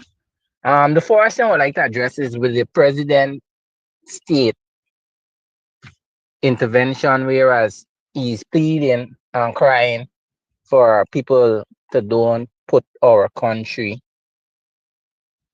security at risk. No, he's crying for that. I wonder if he could remember or that he once was accused allegedly of 19 charges and the people vote for him. So why now cry? And the statement that he made that, remember America with this Venezuela, we need America as a good friend and we keep a good relationship with America because we gonna need them in case of Venezuela.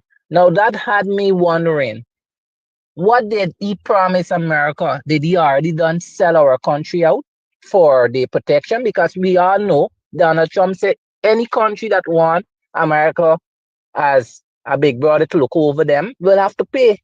So it tells me, what did the president now sell or bargain for be or remain in power?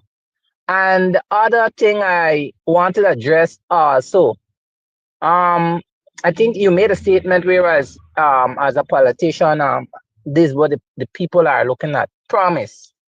Yes, you said if you promise. Well, people don't want to hear about promise. What can the politician guarantee the people them? And I think this is what the politician, they're using the word and playing around with the people. People don't want promise no more. And I think I would encourage you. See what can you guarantee. I know promise is a comfort for a fool. Anytime a promise could change. But if you could guarantee the citizen better life or better situation or better income, tell them you guarantee them this good person looking forward for, not a promise. So I would encourage you going forward. Put the guarantees them before your promise. And just that's my contribution. Thank you. Thank you for your contribution, Carly. You know, yes, guarantee is a good word. We definitely guarantee better governance. Yeah. AP and UWP definitely will guarantee better governance. But understand this. When I say it is a promise, some things ought to be promised, because as they say, I've been in the house to know it leaking. Right? I am promising you that in government, so long as I get the resources, I will make you all live like kings and queens in this country. But see, you're using the word promise. They gotta guarantee the people. Guarantee is a stronger word. You want to guarantee, because when people put you in, they're looking forward for that. Caller, y'all beat me up politically, right? But I am a realist. I can guarantee you that the resources are in the coffers of this country to do what I would love to do for you. Because I am not there, I don't know what the PPP do with it. All right. When I give you a guarantee that I can give you a jewel and a crumb, and I go and I find out there is no jewel,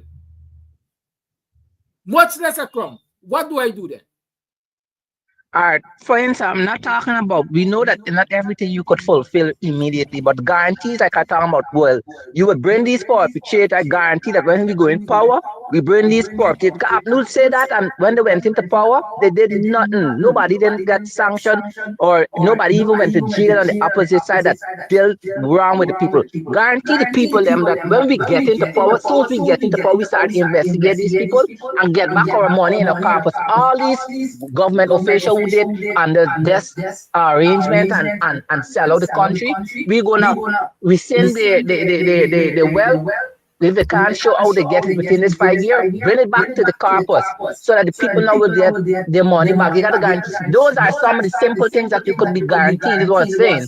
We expect that you could. You see me, I wanted the realest thing on the face of the earth. I don't double speak because of politics. I am a realist. Right? I will say to you, and I say it on this program every single day, y'all give me the power, I go after these people for what they stole from this nation. Well, good. You say guarantee them. There's a strong word. No. Listen up, man.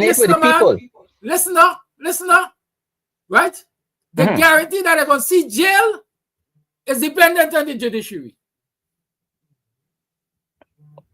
Am I wrong? This is why we got to fix. You're right, but this is why we got to fix it. So you guarantee that we're going to fix the judiciary, even to the corrupt police force. You guarantee that these things are going to fall in place. Certainly we guarantee that. Definitely. But that's what I'm saying. There's the word that for a young like a voter, like I said, those are words that we want to hear. We don't want to promise. I'm the boss. We don't want to hear promise. Guarantee me those simple things. Because this is what we were looking forward in the new government. I was trying to say. And this is where you lose the points. And the other thing, good thing that you keep me on is that PNC, are they weak, or the opposition are weak? Because election is drawing close and you have nobody going around or even trying to solicit votes because they're divided. Like I said, all divided cannot stand. They're fighting among one another, pulling one another. Do not do that. Come out and play your part. Brethren, the coalition is strong. Anybody who fighting and pulling down right now is not part of the coalition. The coalition is strong, I can tell you that. Yeah, but we're not seeing the coalition out. I'm trying to say the election is around the corner. You have Mohammed going around and garnering support. You have PPP doing the same and using government. This is the other thing, using government money to go around the place. Why they not giving the PNC and the other party person who's running for government the same leverage? Even to the state view station, why they're not putting them on things? There's some stuff we need to address. Because everybody's supposed to be on a one level play field. But they use the security system to protect them, but not the others.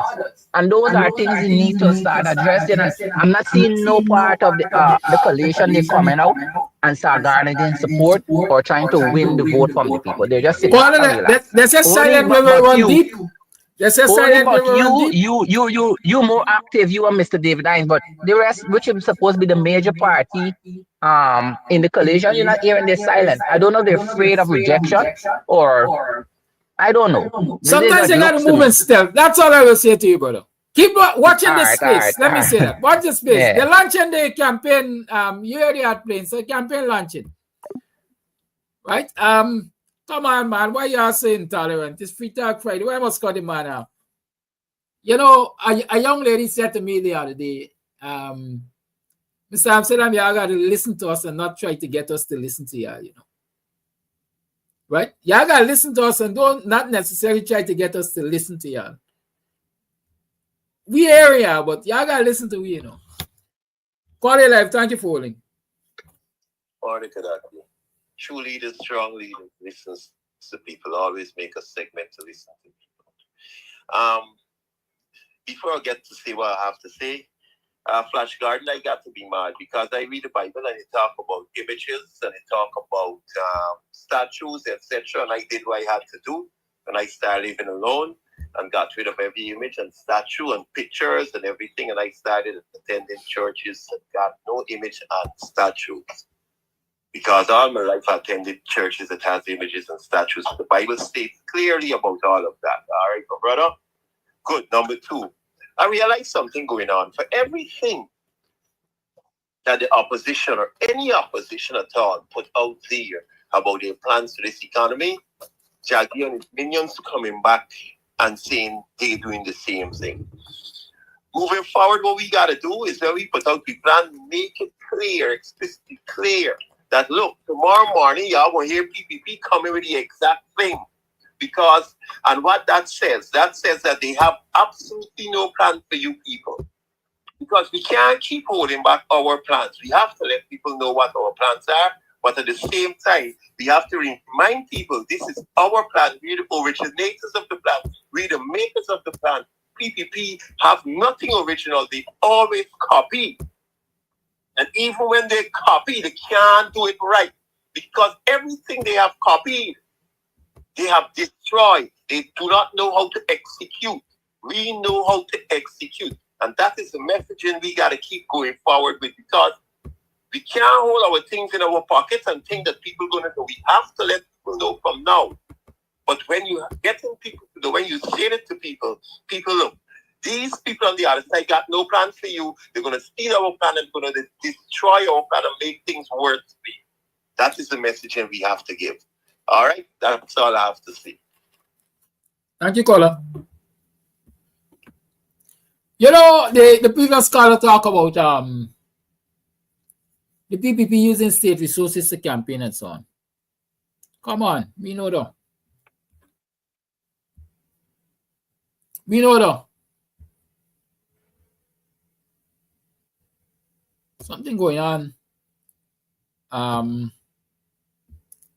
seeing people's comments on my screen when you're not supposed to. Yeah, we know all over the PPP going and they're using state resources to campaign.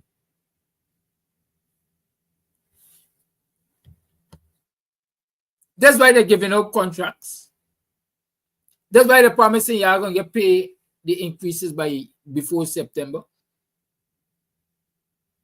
That's why they're making all kinds of promises and telling you how many more school buildings they will construct. They're using your own fat to fry you. And if you don't recognize that they're using your own fat to fry you, something will be wrong with you. And my good friend called, he said, y'all stop saying, I promise you. What is the PPP doing? What is the PPP doing? In the previous manifesto, they promised public servants 50% or more. It was a promise. You get 8+, if so much. And they were in a better position to guarantee you 50% or more because they knew they were coming into oil money. We are sitting out here and we recognize they're spending the money left, right, and center, transferring it to the French through all kinds of nefarious practices and so on, all kinds of CBD contracts and so. And so we got to wonder, is there really money in there when we go in there? That we can give people a guarantee. Tomorrow when we get in government, you're going to get 100% increase in salary.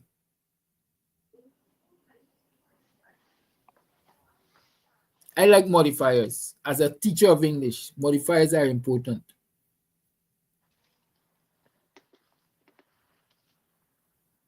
And so y'all don't try to set me up for say I must give a guarantee because I don't know what is guaranteed in that coffers. Call your life. Yeah, good morning to one and all. I would like to, first of all, I'd like to appeal to the opposition and our supporters. For us all to win, because we're all opposition and supporters, whatever. But for us to win this election and going forward, I think we need to do away with our using our emotions to guide us 100%. We need to use our intellect, our intuition, and our bravery and everything, and not only our emotions. A few calls ago, that call was very emotional. His concerns were founded. But we need not to use our depend on our emotions for our next move, because then we wouldn't be. I don't think we would end up in the correct place. So to all the supporters, we need to band our hands together and going forward and going to the polls and vote like bosses, and not thinking. The only thing you should be thinking about is that we need to get these people out of government, and then we have to. And the strongest way to do that is by voting coalition. Secondly, the first thing you spoke about is in regards to the teachers being the public service thing being offered something that was I think is 8% that was passed over years ago to them or something like that, and the government say that they're gonna now pay it. I mean, all the public service, everyone could see what that is from a distance. So you only need to remind them what it actually is. Because you put it this way, you can march, have your knees on my chest, on my neck. You're gonna use and abuse me, and do all sorts of things with me. And at the end of the race, now when you need you're blowing hard out and everything, you need a little bit of water. You want me to bring you a cup of water, help you over the line. So no, it don't happen like that. So the people, they know to themselves that they were supposed to get this 8% a long time ago, and all of a sudden these people now decide, you know what, we can give them now. They know what they're doing. They can see through the line. They know exactly what they're doing.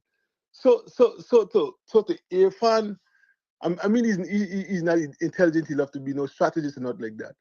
I don't think Jack Deere is as well, because the little intelligence that he had, I think it's taken over by greed and all this kind of stuff, and him and the Attorney General and all these people. But I wanna ask him a question, and I'm asking a question. I'm gonna paraphrase. What's his name? I forgot what is his name, but anyhow, I want to ask him. I'm paraphrasing anyhow. But the question is, what kind of effing jackass y'all think we are. That you can offer us, you're telling us that you're gonna give us our 8% that was passed for us over a year ago, and now when you want our votes, you're gonna you're gonna tell us that you can give it to us. We're not that stupid.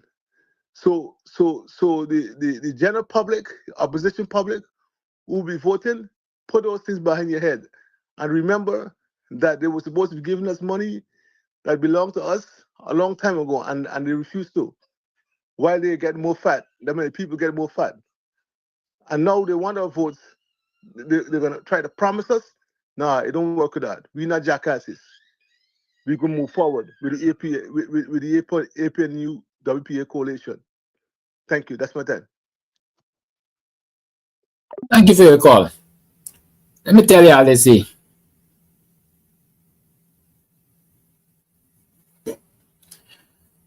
Silent river runs deep. That is not to say that people don't need to be informed. People need to be informed. But from where I'm sitting right now, there's one thing I am asking myself. Can the AP and UWPA coalition do any worse than the PPP is doing now? Somebody answer the question for me. Can the AP and UWPA coalition do any worse than the PPP is doing now?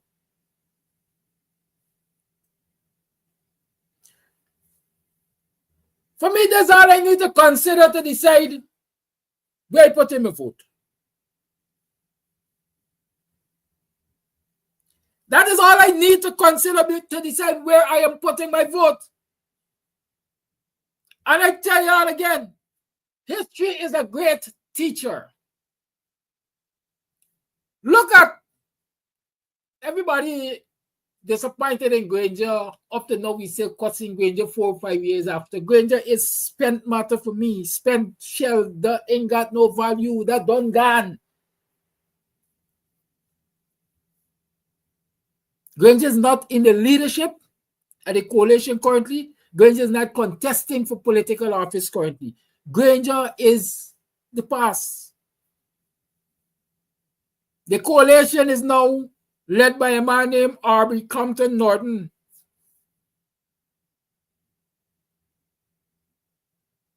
David Hines, Joretta Finance, Ganesh Maipal, Shara Duncan, and I can give you a whole list. Look at these people who are offering you leadership now and examine their track records. I said it before, I'm saying it again. Young people are asking what a coalition, APNU, WPA coalition going to do for them, what Aubrey Norton going to do for them, etc. I am saying this. When Aubrey Norton was a mere minion of Granger, I don't care if you feel upset that I say he was a minion of Granger, because that is what he was, a minion of Granger. He was a creature of the party. And he was tasked with dealing with youth empowerment or something like that. These are some of the things I can name quickly that he did for young people. He ensured the establishment of several night schools across the country. How does that benefit youths? Those who came out of school because of Pray No Child Left Behind policy and didn't get a functional education could go back to night school, supported by the government, and get a functional education. There's empowerment for youths. There were several child care centers established around the country. I remember Linden definitely had one. How do child care centers benefit young people? We have a lot of young mothers, single parent in many instances, who have children or child dropped out of school, ain't got a functional education, is practically unemployable or can't get a quality job, and need to go back to school. But quote unquote is burdened by the presence of a child that she can't afford to pay daycare for. And so the child care centers provided the opportunity. You bring your picnic, you left from A for as long as you need to left from A, and you go to work at no additional cost, or you go to school And so you improve your quality of life. Those are mere two outstanding ideas and interventions that Aubrey Norton came up with when he was given the task of empowering young people. There are a million others, well, not a million others, but there are many others. Compare that act as a minion of Granger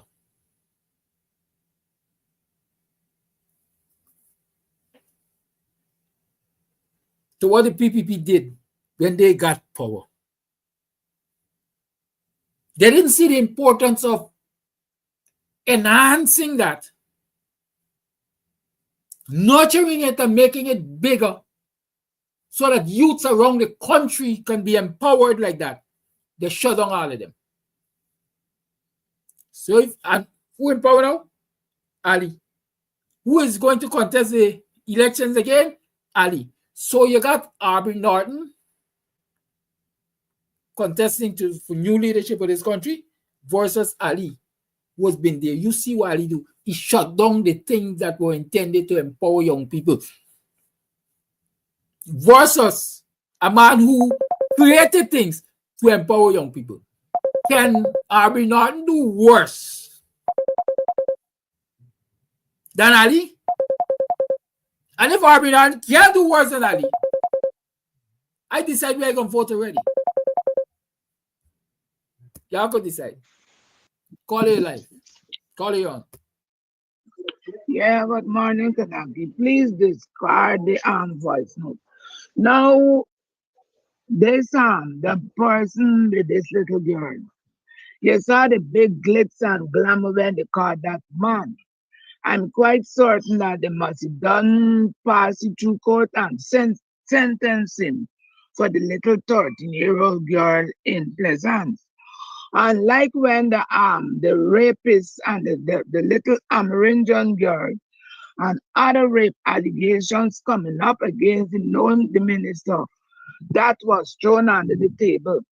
But when listening to Parcel, and I know that there are certain crimes that have been committed, there is no statute of limitation. I think murder and rape falls under that. And I know that when we get into power, those matters, we must start it up within the first 100 days of the new government, so that by the time they meet a closing point close to the first term ending in office, because we'll be going back, we must get those crimes dealt with and placed into the persons, be accredited the proper sentencing, and they must start their life in the place where they should go. Now everybody does talk about not saying anything. We remember when President Granger was given those school buses and he put it out in the various areas to ferry children to and from school. Now when the install regime came in, they destroyed those means of transportation, and they continue with the 3 Bs in getting the nation's children to school. Now with them, all what they had to do was to continue to add more things to the transportation, and it would have been alleviating a lot of economical stress on parents. Now when Leader Norton said that he will start back this thing, suddenly now Moonshine has decided they're going to be in their new dispensation of government. And that is where people would clamor and say nothing and talking nothing, nothing and saying nothing. But everything that we as the opposition, for instance, when the WPA first voice that cash grant from this oil well should be given out to people. I remember quite clearly when the PPP installed regime said that the country did not have the money to go about giving people this money. Anyhow, suddenly, when they see that they were at the loss with the election, they decide to give out 100,000. And I think I'm hearing the plan another 200,000 to be given out for before this election to come up. Then the plan is give people like a 8,000 or 8% in on the salaries. Can all of these things happen before the election? I would like to see that.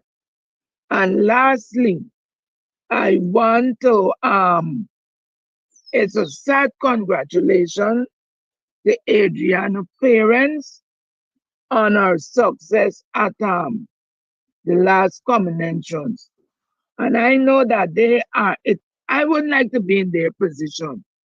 But with all the sympathy that people and I give out, I want them to understand that their daughter still did well, gaining a place at Lenora Secondary.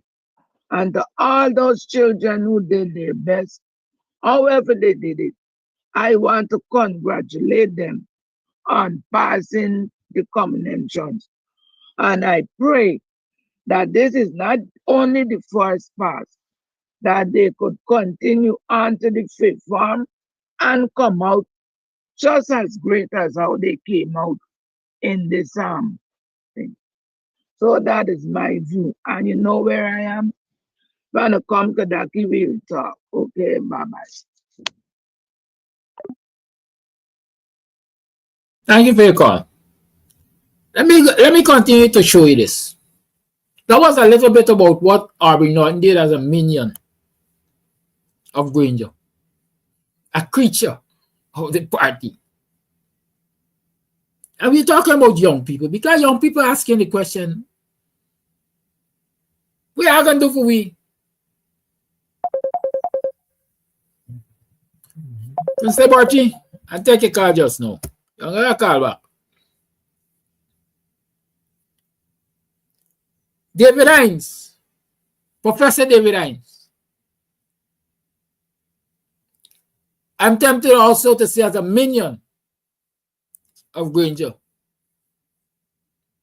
That statement doesn't hold true because he wasn't really an employee of the Granger government. But as an associate of the Granger government, let me say that, conceptualized with Winston Jordan and others,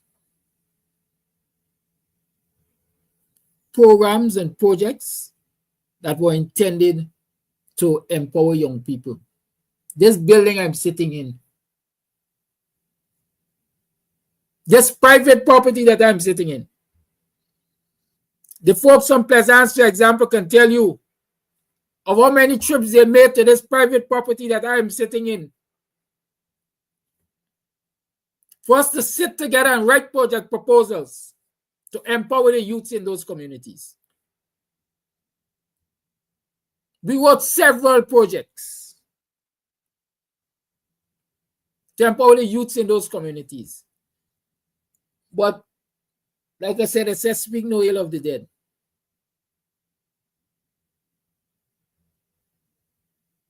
Amnali must explain, if she could rise from the dead, why many of those projects which were written to empower youths in those communities, especially African Guyanese communities, never saw the light of day. Pleasance ended up, I think, with a half a project. Pleasance ended up with half a project, computer related, if I remember. That's what was funded. Buxton had a ICT project also at the Practical Instruction Center. Projects were written for places over the river, then Amstel and thing. We used to go over there and sit with the people over there to write projects. And we weren't being paid. And when I say I'm talking about from the WPA end of things, David Hines and some of us. We weren't being paid to do that. But we made representation that this should be done. And we were tasked with making it happen. And we sat hours, we invested hours upon hours upon hours to get those projects written and designed and so on. And again, I ask the same. Y'all could ask Amnali why many of those projects didn't see the light today.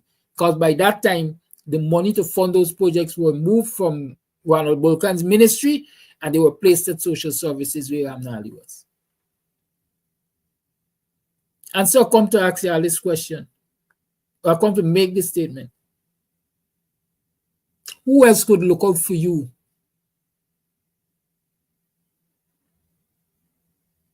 Like we who have been fighting for you all the time.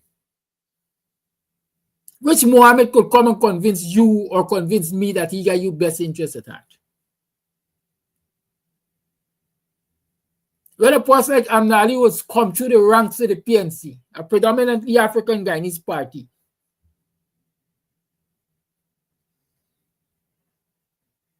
and scuttle the chances of empowering African Guyanese, I dare say deliberately. Who could convince me that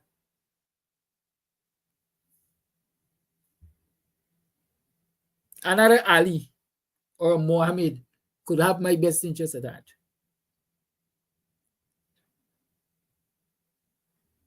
We have voice notes to play. Like I said, y'all doing the most of the talking. I know if this is true, but that was the intention for y'all do most of the talking. Oh, let me read this thing for y'all with Edgel, because Edgel said that the government continues to look into to ensure the interests of Buxtonian, to address the needs of the people of Buxton without discrimination. This afternoon, Edgel Public Works Honorable Juan Edgel, I know where the Honorable there, met with the residents of Buxton community. During the outreach at Tipuri Hall, Edgel announced the distribution of various contracts to a number of community projects. These included 75 drainage contracts for North, South, and the middle section of Buxton community. Contracts were also given for maintenance of 25 bridges and 10 lots of road works. Yeah, what they're putting we have to do? Yeah, what is important to our community? Yes, drainage is important. They gave us 75 drainage contracts. And they gave us 25 bridges to maintain. Maintain them, you know. And I'm going to talk about the maintenance just now. And 10 lots of road works. Edgel pledged another 250 meters of sea defense to be done at the Buxton foreshore to the tune of $168 million for the continuation of previous works done. Now, y'all tell me, if it isn't the government's responsibility to ensure that the seawall, as we call it, is well maintained, so as to prevent this low coastal plain from flooding. But he couched it in the terminology that says it's Buxtonian needs. It's nobody else on the coastline need, but Buxtonian only need the seawall. Otherwise, they can't survive. Right? It's $168 million for the continuation of the seawall work. I challenge Edgel, big old Edgel, to tell me who getting the $168 million to do the seawall work.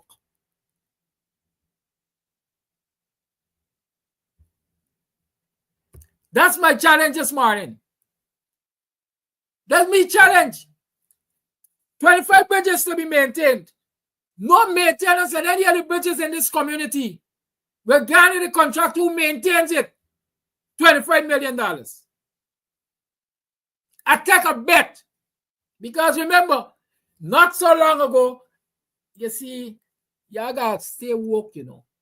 Not so long ago, they gave contractors 25 bridges to build in this community. Y'all remember that? Each bridge came down to a couple $100,000 each, I think, or maybe $1 million thereabout. So 25 contractors, y'all take your small change and build these bridges.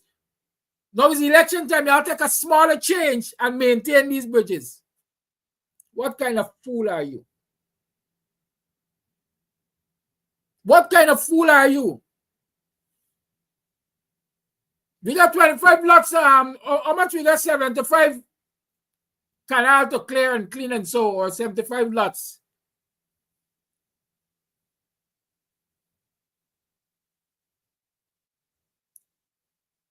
We putting money in your pocket. We catering for your needs. But here, we got see defense project that is happening at the front of your community is $168 million.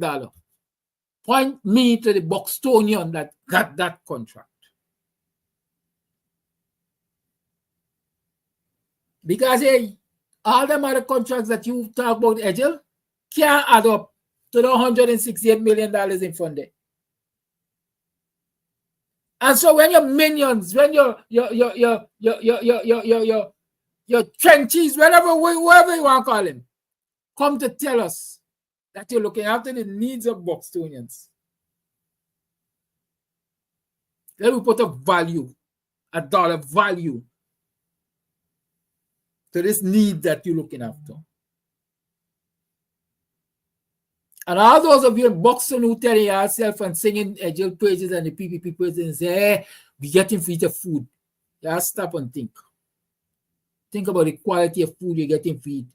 Back in time, we used to get free to food. We used to eat damper. You know what's damper? A wet Chinese fried rice with pork skin.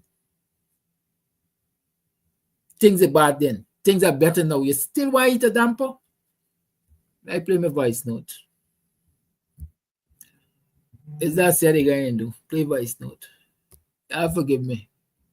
I get carried away sometimes, especially when I see idiocy. Oh, Lord! We got him. I say we got him. The coalition got this. Like I was saying to a friend last night, the coalition got an election to lose because the PPP is losing this election. And if the coalition want their own stupidness, then they got nobody to blame but themselves. Voice note. Good morning, Kadaki. I am calling about that caller who was on a few minutes ago. They are seeing what they want to see. I am seeing the coalition out there. Are they listening to the commercial and the ad where the coalition is going to start campaigning from July, I think the 6th? I think they see what they want to see. I know the coalition out there. I know they're doing work. I know they're going around. So I don't know, maybe he's living in a hole.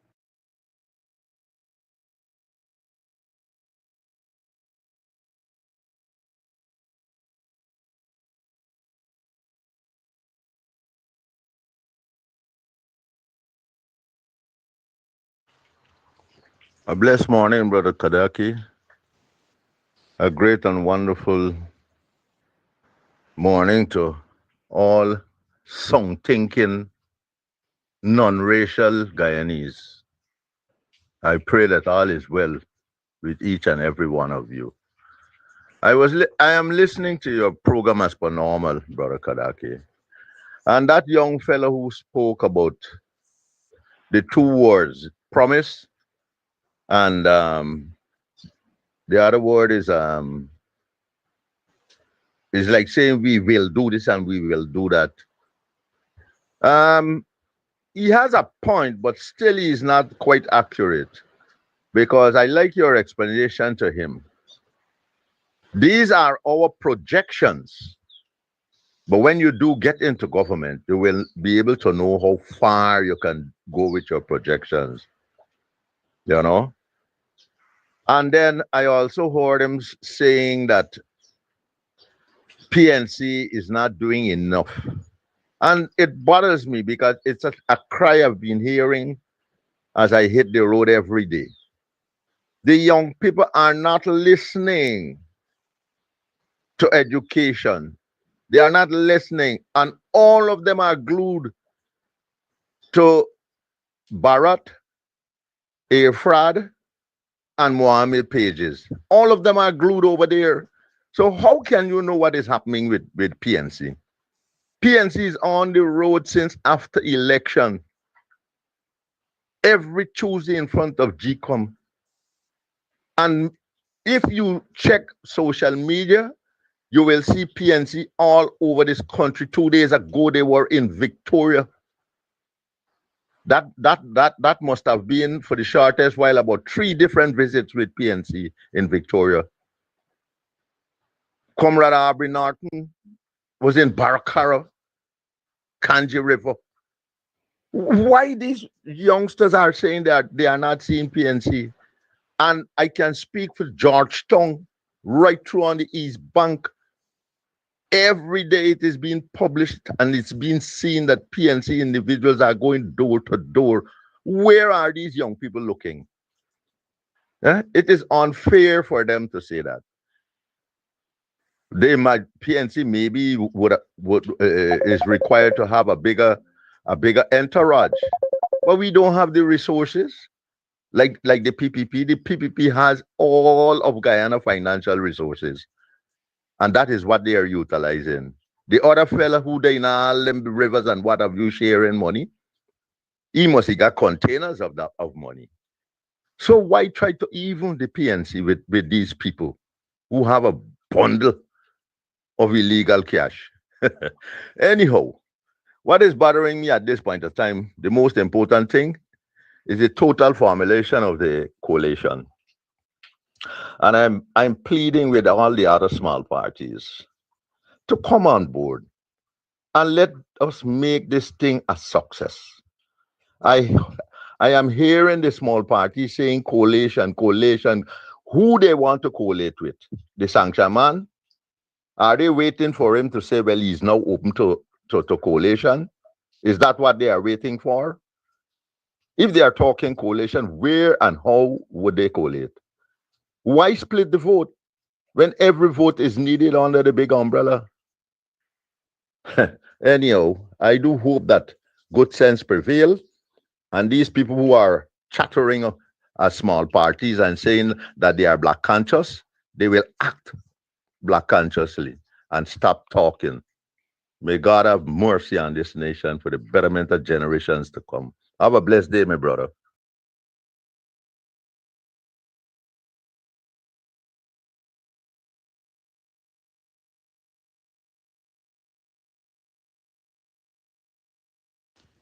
Good morning, Mr. Amsterdam. Good morning, viewers. I'm listening to some of the comments, some people are making on your show this morning.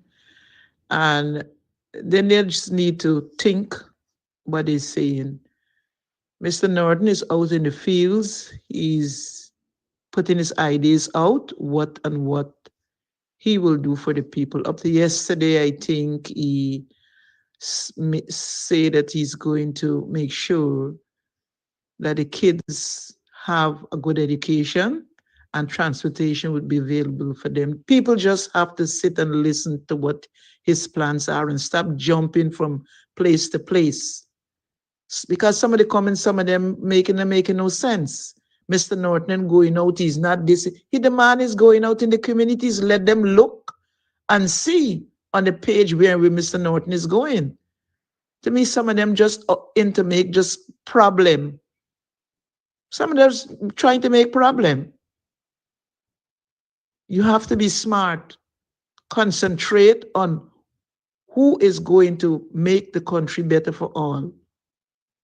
We don't want to hear anything about the PPP. You got to get rid of the COP. The COP have to go. They have no interest in making Guyanese life better. So people on this live, y'all listen.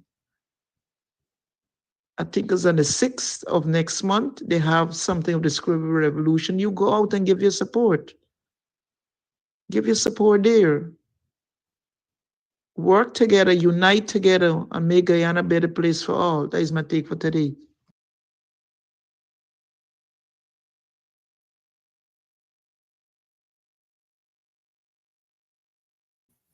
Thank you for that call. I see one of them clowns asking me about taking away $10,000 grant from children. I see one of the things people don't understand is sometimes you have to take from people small things so that you can get them big things. If you fill up your hand with small things, you can't accept big things and say because you full up with small things. And up until now, I hear the PPP and the friends cracking about this $10,000 that going to take away from them children. I will say as simple as transportation. Check and see how much transportation costs of $10,000 could cover for them children. And then when you don't do that, you're going to come to recognize that maybe that 10,000 could have carried them to school for 1 month. Nothing after that. Nothing after that. Sorry about that. Instead of answered, I disconnected. But the provision of buses and boats and bicycles free of charge, it would have carried them to school for the rest of their school life. How does $10,000 compare to that value? But all y'all like see is dollar sign. All y'all see is if you ain't got dirty money in your hand, you ain't making sense. But y'all want money? Aubrey Norton and the APNU, WPA Coalition, is committing itself to giving no less than $120,000 a year to students as a grant. How much you are getting? $120,000 a year to students as a grant. Put in your pipe and smoke it. You want money? Money there. $120,000 a year to students as a grant. And he's still going to provide us a backup. Buses and bicycles and boats. Because at the end of the day, once the government is providing that, you guarantee it is available to take the children to school. When you put cash in hand, you can guarantee that they're going to even suffice to take the children in here. The lines remain open. We got 5 minutes. I hope the last caller that got disconnected can come through with that call because he has tried it several times. Right? You're still tuned to the Guyanese Morning Time. I'm still your host. But be reasoning, right? Be reasoning. Let me reason. Make that call before time goes. Call you on. Good morning. Good morning, Mr. Amsterdam. Good morning, everyone in the Guyanese diaspora. Good morning to our Guyanese. So we have an issue where the youths are going, we need to have more outpouring of the youth. That component needs to take center stage, or at least share the stage with Leader Norton and Dr. Hines and the rest of the social media platformers and strategists. There needs to be a visible youth strategy. And I guess that's what the youths are saying. And if you don't dress like me and look like me and have my mannerisms, I'm not seeing you. You understand what I'm saying? So if the youth say they're not seeing you or they're not feeling you, you don't even exist. And you could be standing right next to them. So if you want people to understand what you're saying, you speak their language. For people who are broke, for them to see you, you got to speak their money language. If you're touching bases with my culture, then you got to speak my culture. You got to dress like, you got to look like me, or I ain't even seeing you. Big man, big woman, big auntie, I ain't seeing you. You see? So we got to consider that. And that ain't happening. And I've been saying for the longest time, where's the youth track? Where's the youth on social media platform for APNU, PNC, WPA? Where are they? So if we want to speak to them, we got to include them. If we talk in inclusion, and we can't wait getting down to the wire and only 70-year-old people, 80-year-old people, 50-year-old people we seeing on social media representing PNC and APNU. That can't cut it. When you got the GYSM, what they doing? Where's their platform? And why is Gaza could come in and get more people? That speaks volume. When Gaza could come from some foreign country and bring more people. So what? We don't got Gaza people in GYSM? Is that it? So why are we not using it? And then we wonder, let me don't say that. You know, so I've been saying forget me. We've been saying for the longest, there needs to be a youth platform talking youth issues because PNC has youth. WPA has youth. APNU has youth.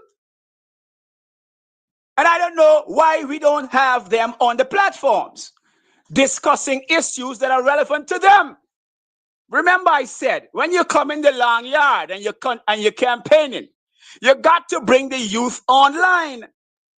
So the youth, when you leave the village with your campaign, the youth will continue your campaign for you because you have brought them into the campaign by giving them incentives. You have inspired them. I'm only 15, but I could tell you on the leadership of President Aubrey Norton, when I reach 18, I'm going to get a house lot because he told me so, because he inspired me that way. So I am proud to be Guyanese because I'm only 15.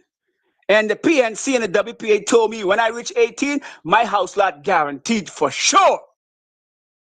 And ain't nobody talking that. Ain't nobody talking that, and it needs to be talked about.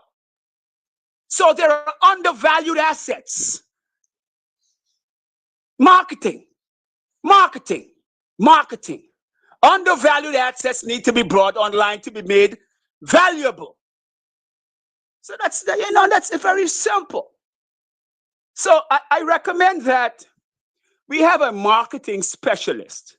Don't bring nobody from America necessarily, because if you're a marketing specialist in America, that's good. You could get on the team, but you don't necessarily know what the people in Guyana need. So a marketing specialist from America or the UK, mostly America, could work together with someone in Guyana that knows Guyana well and knows what people in Buxton need, what people in Quarantine need, what people in Agricola need, what people in Leguan need. Okay, so we could merge and we could have a marketing campaign.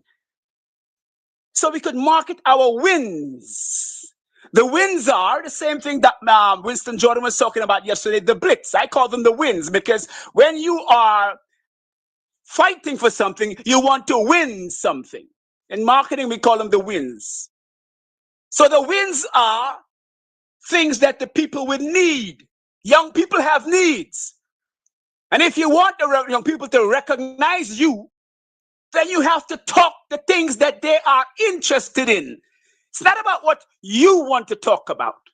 If you want young people vote, you got to use young people bait.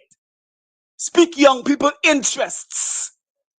And the fact that they're telling you that they're not seeing you, well, you're not speaking a language. Because I know Leader Norton is all over Guyana. He was in Linden yesterday. He was in Quarantine the other day at Blackbush Polder. It's all over the place. Leader Norton is all over the place doing excellent work. But there is a certain percentage that in my opinion, what I've been looking at, that needs to be covered. There is a young man leading up the GYSM. Is he?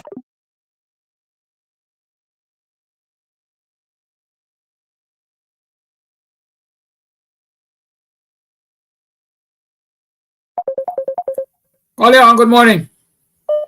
Yes, good morning. I send a voice note because I did not get it on to you, so you could discard that voice note. What I was saying, and good morning to all Guyanese. I'm talking about Barjan View. You put in, you had an idea for put street card on the road. In Guyana, the same idea that Nigel used talk about 2 weeks ago. For put street card on the road, you have to put lines, railway lines now on the road. That will be taken about 2 to 3 years to circulate around the city and elsewhere. If you had that in ID, you would have done, publish it everything, because over that can take about 2 years or more. The same thing with Aubrey Norton said with the buses and the grant for school children, they are that. They don't have no idea of nothing. Just take what the opposition saying and take. Every Thursday, what Barrett supposed to say, what they do for the 5 years Not the opposition can do this and did not do that. Nobody want to hear what the opposition. They want to hear what you do, right? The opposition time coming. Tell people what you do, and they do not tell nobody what they do. But everything low grade in the opposition. Opposition can do this. Grade, you tell people make plantain chips. Right now, plantain chips in pack coming, selling in supermarket here, right? And plantain chips is a big business, right? There's a business for the small business people. And with the youngsters, what I wanted to tell the youngsters, don't look for somebody come and give you a fishing hand. When they give you a fishing rod and learn you how to fish, you're going to feed yourself. You cannot, the youngsters cannot say, Mommy, you come and give us money. They're looking for money. They're not putting money in their life. That whatsoever you do, going to generate wealth for them till on to the grave. Because they will get a good education, they will do things for themselves and stop looking for handouts from people. They will work for themselves. Whose lack of certificate could go back to school. Right? They have to come off of the corner, come off of the block and see. And that youngster was saying that the opposition ain't going nowhere. I see, they went to Baracaro, Director of Finance, they went to Victoria. They are in Guyana, and if they are not seeing where the PNCRW, the coalition going, they are clueless and they are blind. Everything, if you tell them cartel come in, the stadium going full. All the young people going to know that, yeah, it's cartel coming on this day, but things to benefit them, they don't know. That is my take for the day. Thank you. Thank you. And that's a choice people make, you know. A lot of people tell you they don't know things. Not that they don't know things, they don't want to acknowledge things. Right? They don't want to acknowledge things. No, they don't know. Anyways, it is 5 minutes past the 9 o'clock hour. I apologize to Coffee. I don't know how his call dropped. I don't know if it is because this other person was calling straight, but his call dropped. And I think we got his message by the time the call dropped. So I'm not going to beat up myself on that. My apologies nevertheless. And let me remind y'all what happened. I tell y'all it's month 10. We got bills to pay. I tell y'all we got to buy more gas. I tell y'all we got to do a lot of other things. Well, y'all go into the Zelle and the Cash App now, man. I'm going to spend 10 minutes here and see what y'all going to put. I ain't going no way. I'm going to play a little music and I'm going to see what y'all putting in the Cash App and in the Zelle and in the kitty. And so come on, y'all don't be mean-spirited, man. Y'all got to assess this thing. Y'all got to assist this thing. Let me play some music and wait for y'all.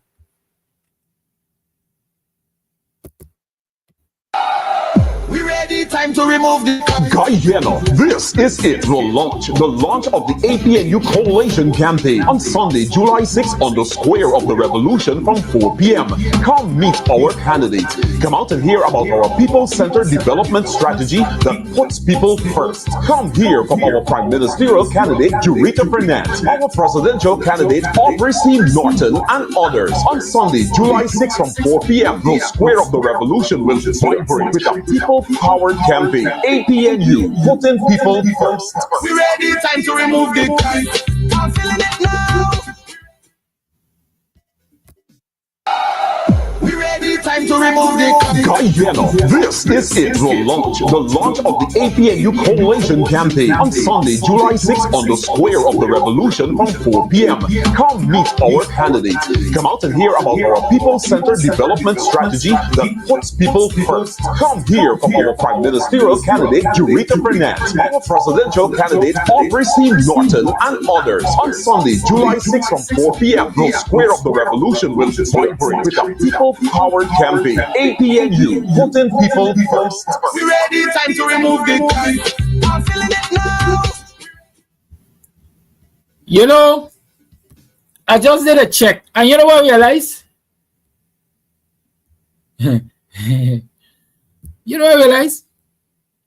For the last 2 months, I've had 7 contributors on this program.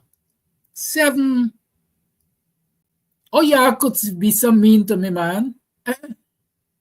Come on, y'all do something. Come on, y'all do something, man. It's very song, they're looking for it. Y'all don't make a get fed up, but we fed up with it. I can't take it no more. Can't take it no Come more. on, put your hand in your pocketbook and put something in the kitty, man. Cost of living gone up 100%, yet you give public servant less. Mr. President, listen to the people. Search your soul and you will confess. I want you try surviving on the public. Let me take a pause and address my friend Desmond Klein. Well, I'm like some of y'all is coming for a battle or something. Y'all is come for aggravate yourself or aggravate me. Desmond, didn't you hear me explain that I don't know why Coffee Card dropped? If it is because somebody was calling straight on the phone. You didn't hear me explain the boss, man? Who y'all is just come for look for a fight? Huh? Besides, if I go and check the car, Coffee was talking for about 10 minutes, I can't remember. What you wanted him to do? Run another program too? Come on, man. We gotta be reasonable with each other.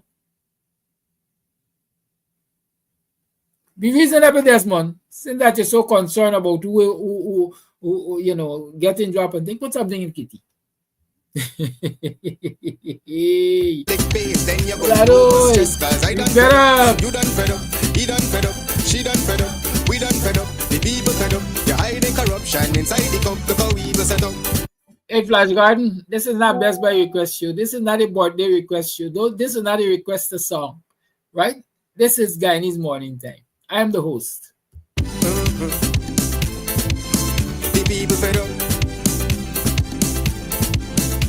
They don't drive no fear in the citizen. They may want the people speak out. Freedom of speech done gone inside the gutter. Knock off when you open your mouth. Discrimination in entertainment. And you're talking about one Guyana. When the Ministry of Culture keep the big shows. One set of girls and banner. Cause I done fed up. You done fed up. He done fed up. She done fed up. We done fed up.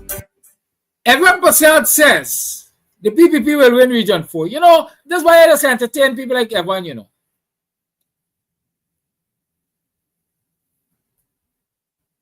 That is why I entertain people like Evan. Because let me tell you something. Region 4 is the most important region when it comes to the coalition winning the election. The coalition has to win Region 4 and win Region 4 handsomely. Right? To win the election. So residents of Region 4, everyone just sung the bell. PPP walking on y'all. They say y'all going to sell out and they're going to win the region. And if they win the region, the coalition going to lose the election. That's a fact. Me going to run from the, I telling you as it is.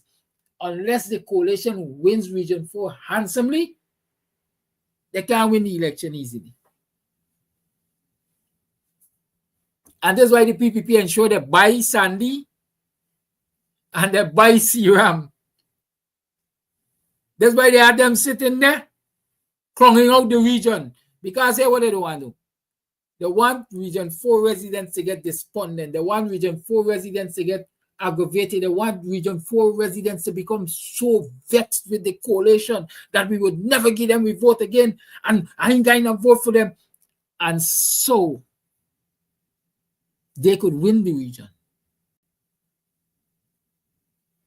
But this is not the only master plan they're trying. Well, they use the two sheep in wolf in sheep clothing there in the region as chairman and vice chairman of the region to undermine the relationship that the coalition has with Region 4 residents. They are also fetching people from Region 6 and Region 5 and region wherever they're fetching them from and bringing them and implant them into Region 4 so they could vote in Region 4 and improve the chances of winning Region 4. Y'all gotta be woke. Thank you, everyone. They're gonna cost you when I done, just as all the cost critic for showing that the pool empty when the mortgage we and then put you back there. Right? This is the PPP plan.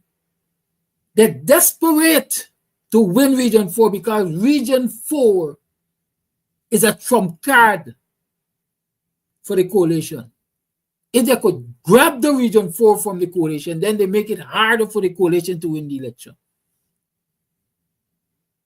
And they've been working at it since Noah was a boy, through the chairman and vice chairman and whoever else they got in the region, doing nothing, undermining the coalition. With the hope that Region 4 residents going to be so angry and displeased and despondent and voted and said they would never vote for the coalition again. And so PPP going to walk in and they're going to win it. Well, let me give them something else to think about. Evan, tell them we're on top of the game. We know what the game is. And while they're doing that, they're fetching people from the strongholds where they know they guarantee themselves a win. They're fetching people from there and they're bringing them and they're planting them in Region 4 to boost the number of votes they're going to get in Region 4. You think it's by chance you have 47 boxes in a particular area in Region 4 on the East Coast with no statutory document? The PPP was rigging to try to win Region 4. So again, I say, stay woke. It's blackout. Oh goodness. Always plan is blackout. Corruption inside the company. It's blackout. The people fed up. Maybe because they want target. Every picture you take and promise you make, everything you do is about clothes. Maybe because they want target. Me, but I shake your hand, there's nothing to smile about. I gotta go. I'm going. I'll have a good day. Goodbye.